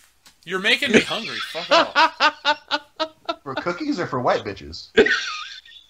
Both. I had one the other day. I was happy about that, and then I had cookies today. I love the message you sent as well. Holy shit! That was great. That was so funny. In the middle of the night, I was still up, and I'm glad I got it. I was just like, I know, what's too. up? I was just like, well done, sir. Yeah, well done. That's when she left. No, I know, because I'm pretty sure she was like 3 feet out the door, and you sent us the message. Oh, no. I had gone upstairs and brushed my teeth and laid down. Okay. Why didn't I get a picture of this girl? I didn't take pictures. I just sent a text. I'll tell you what it says off air. But Dion, I ended last week's episode with "Kiss from a Rose." Did you catch that? Yes. I feel like I need to end this week's episode with a song. So, you have a suggestion? Ooh, oh man, I think it would have to be. It has to fit the theme of this episode. Shit. Oh no, Better Way for sure. It's gotta be a better way. Definitely. Fine. No, last time I listened to will- that, I was doing Coke at poker night, and you're making me sad that I don't have that anymore. Poker night or Coke? Both. I'd come over for poker night if I didn't live 400 miles away. Poker is, yeah, it's fun as fuck. We always listen to rap. I love poker. Oh, well, you'd lose me on that part. We have one black guy, and he controls the music. Yeah, I'd tell him to get the fuck out of there. Like, sorry, dude, you're embarrassing my... He also brings the Coke, so I'm not about to say that. He can play whatever he Right? wants. If I gotta listen to Project Pat on repeat, Oh my Project Pat it god! is. Oh Jesus! So I was thinking the Nickelback song, the Hero song. Oh my god! From Spider-Man. Spider-Man. Oh. In the street there. You know, Nickelback's not allowed to play that song live, or at least they weren't, because that wasn't their song. They got in trouble. No way! Was it? It wasn't 'cause Nickelback. It was just the one dude from Nickelback and another guy, wasn't it? And from Saliva, Yeah. Josie Scott. And Nickelback used to try to play it at concerts, and they got like a cease and desist because it's not their song or something. Uh-huh. This was like a long time Right. ago I'm talking about. When it was fairly new, but I don't know, I still enjoy that song. Listen to the Spider-Man commentary in like a day by the time you hear this episode. You'll get to hear my thoughts on that song. So, this has been episode 78 of World Class Bullshitters. Every Thursday night we take a dump on the world of pop culture. Fuck, it's almost Friday morning. If you enjoyed this show, please give it a thumbs up. If you heard us on iTunes, please give us a 5-star and just a comment so we can grow. Even if this wasn't a 5-star episode, it was clearly a 6-star episode. Just hook us up. Help us out. I know some of the younger fans can do that, so please. And even if you didn't listen to this on iTunes, go over there right now. You can pause the video, go over, find the channel, give us 5 stars. It's not that hard. Yeah, I mean, it's the best gift you can give us. Yeah, I mean, Besides your we're on- money on Patreon. that's true. What's your saying for that? Give us your fucking money. Thank you. There you go. Also, we're on Patreon, we're on iTunes, we're on Stitcher, we're on Podbean, we're on YouTube, we're on Facebook, we're on Twitter, we're on Instagram. You have no excuse not to share any of our stuff and to look us up. So, come the fuck on. Yeah, we're not ugly. We're not. Also, speaking of all those social media platforms, we are the World Class BS on Twitter. You can contact us using our email service, worldclassbs@mail.com, the best mail, .com. and comment section and all that other good shit. So, I've been your host, Jeff Hicks. I'm the man with the plan, the original tan, the occasional stripper concussion, Dion Green. Best kind I can't believe I know these guys. Oh my god. I showed a 16-year-old boy my balls this weekend. I mean, I know they're giant, but can I have some context? No, that's exactly why. I was hanging out with Dustin Merritt, and his cousin was there. And then their younger cousin showed up, and they're like, dude, you got to see his balls. And I wasn't sober. I ain't proud of it. I wasn't sober. And I whipped those sons of bitches out, and he asked me if I had cancer. I have a picture of your balls on Dion's show. Put your balls on my shoulders. I don't know. I can't sing. You're doing great. You're doing great. No, I wish my cock matched my balls because oh my god.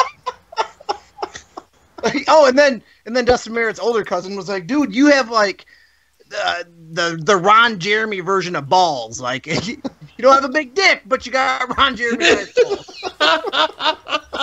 I don't know if that's a compliment. I'll take it. I'll fucking take it. At least I got something big down there. Oh God.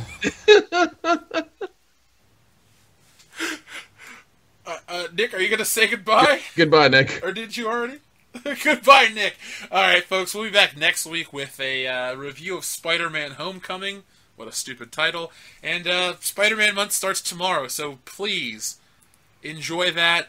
And Giant dusting adios. balls. Giant dustin balls. If we can get $1 million on Patreon, I'll release the photos of dustin balls. If we get up to 4,000 subscribers, I'll show my fucking balls on camera. Oh Give my a shit. Yeah, there we go. We're only what 500 away.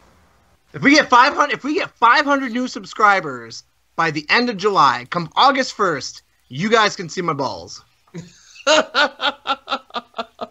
In high def. In 4K. Phil will shoot it for you.